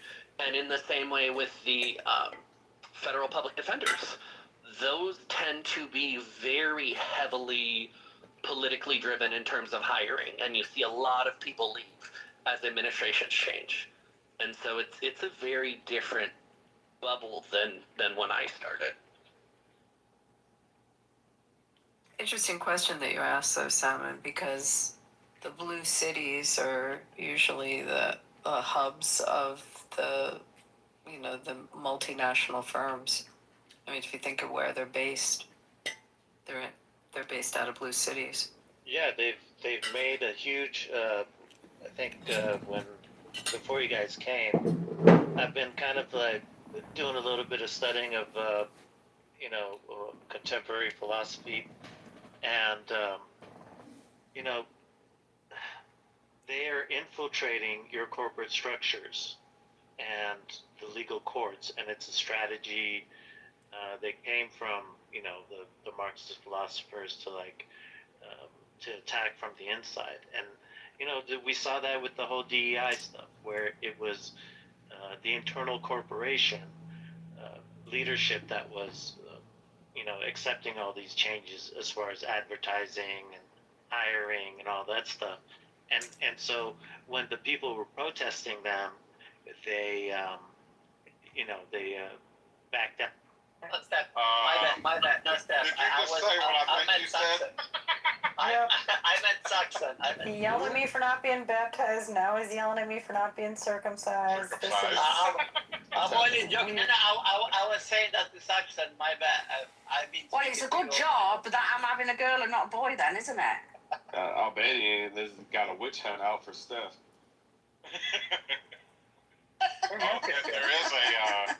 There is a group of they're not Christians at all, but there is a group of, I think, somewhere in Africa. I don't know. That's all that I know is that they actually do like a circumcision to females. Like they, I don't know. Like I said, I don't know. I don't want to get into great detail. Oh, the FMG. They actually. Yeah. In some, yeah. Need conservative lawyers, and so that would be like a lot of lawyers. I think nowadays want to avoid those places because they hear so many bad stories about them. And then you hear that they're all liberals, so then you want to avoid them even more. But if these conservative administrations do need lawyers, those places might be a good place to start and actually see demand for conservative lawyers. And so that might be something to think about for a young lawyer. I mean, you also have a shift in if your judicial bench is leaning more conservative, like our Supreme Court currently is, right? And if you are seeing the bench overall lean a particular way, where you live, right? That could be federal, or even when you're talking about your Superior Court judges, your state judges. When you look at that, even if you're a corporate firm full of, lefty partners, you need people who are capable of dissecting and in certain ways utilizing originalism if you're going to be in front of a judge who is going to be interpreting with originalist intent. And if you just have people who think originalism is a racist cop-out, and they're not able to comprehend what the judges they're going in front of are going to be seeing, then they're going to get their asses kicked. And so you are seeing firms interested in, a handful, even very liberally driven firms with senior partners that are all super liberal. They understand they need to have people in their bullpen, in their tank, that are capable of abstract thought and useful and arguing something in front of the judges they're going to go in front of, because you don't get to pick your judges. You do not get to pick your judges. You get stuck with the wheel in most states and in most cases. And so you better be capable of dissecting what is going to be, your opposition's argument in whatever type of case you're in. And if you are so indoctrinated that you go, well, originalism is stupid, well, that's fine. But if you end up in front of a judge whose starting mechanism is an originalist perspective, you better be capable or you're going to fuck your client. Well, it's that end with the judiciary, but also if you look at the article that I put, and I sent it to you also, Simon, I got it. you see the example of David Boy's firm and these young associates refusing to work on cases. Once you see who the clients are, again, you're in a blue city, but your clients are, major energy companies or manufacturers. I mean, the clients themselves, may have a conservative bent. And, then you'll have these associates that refuse to work on their matters. Or, if you're representing like oil companies and you have, associates that are environmentalists or whatever is in their call, that article talks about it. Like, we never could do that. No matter how distasteful the client was. I mean, you got that file on your desk, you worked on it. Like, that's just how that went down. And today you see that's kind of what that article deals with. It's a whole different flavor. So for the conservative lawyer, especially in the bigger firms, your clients are, especially the more significant corporate clients, you need to find lawyers that'll work on those cases. When you get a chance, send me your thoughts after you read that. And that article is several years old. I wonder if there's been updates to it. Well, the secondary kind of additional piece to that, Abby, is everybody in the world now has social media. Everybody in the world has forward-facing profiles. Those companies look at the information that is publicly accessible about the people that are touching their camera. So those executives are going to ask, what attorneys at your firm are touching my shit? And they're going to go digging and go looking. And so you have to also be able to have people that you can put it on their desk. And not only will they cooperate, but you're not going to have backlash from a client who goes, oh, fuck no, I don't want that commie touching my file. I don't want them seeing our proprietary information. I don't fucking trust that person or their judgment. And there are instances where firms are running into that. Because like you said, you can be in a blue city. You can be a blue county. There's still a Raytheon office. There's still a Halliburton office. There's still a Northrop Grumman office. There's still, Monsanto. There's still these corporate entities that are hiring the same major firms or hiring out for secondary consulting. And your firm needs people to work on things.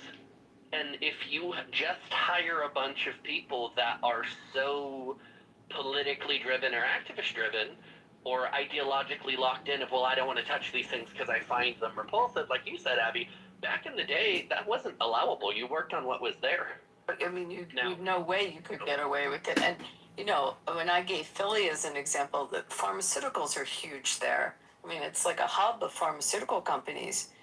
And those are your clients. So you can't walk away from it. This is all very fascinating. Simon, I'm remembering something way, way back, and went to work in a firm in Atlantic City, and they represented the Miss America pageant. And I was like someone coming out of the generation that we were like anti-pageant then. So I was like, it really bothered me that I had to work on the Miss America pageant file just because I was sort of, I found it distasteful, but like I had no choice. I had to work on that. And I had to do contract work for them, the different appearance contracts and things like that. But like, that's a minor example of this. I mean, that article talks about other things that, it starts off with the Harvey Weinstein case, but, not that they're compatible, but I do remember that specifically and there was no way I'd lose my job if I said I wasn't working on. I mean, you have AUSAs, and this is hilarious to me. You have assistant U.S. attorneys that are telling the U.S. attorney in their federal district, "Ooh, I can't touch that. I have a moral aversion to that. I have this personal value system issue with that." And it makes me laugh because I never would have even thought to try to do that back in the day. You have what you have. You have the cases you have. The shit that comes that you're told to prosecute, you prosecute. Right? Who the fuck are you? You're a low man on the totem pole cog. You're an assistant U.S. attorney. You're a staff attorney. You do what's in front of you. They are now coming out of law school with this weird entitlement piece of, well, I'm not going to touch these things I don't want to touch. Okay. Now, that's creating an opportunity for kind of like what was mentioned earlier in this room. If you are willing to be a grinder and you are willing to have that work ethic and you are willing to just do the goddamn job without your feelings, you're going to thrive and you're going to get promoted and you're going to have fantastic opportunity, because a lot of I don't want to do that that's existing now that never existed before, and it's really weird to watch. Yeah, but isn't AI just going to eliminate those people that are too snobby? If the firms have to downsize or right size? Well, AI is definitely changing the profession, Stan. For sure, AI is going to change things. I don't know how, I don't know if we know the answer yet on how much it's going to change things. But, research-wise, and just with basic writing, it's changed already. Well, we're already having, and it's fringe cases. I am not saying this is happening all the time, but there was a case very recently in California Southern District, and the judge was very public ripping this person an asshole. They very clearly had AI do a lot of their fucking briefing, and they cited cases that don't exist. They cited cases.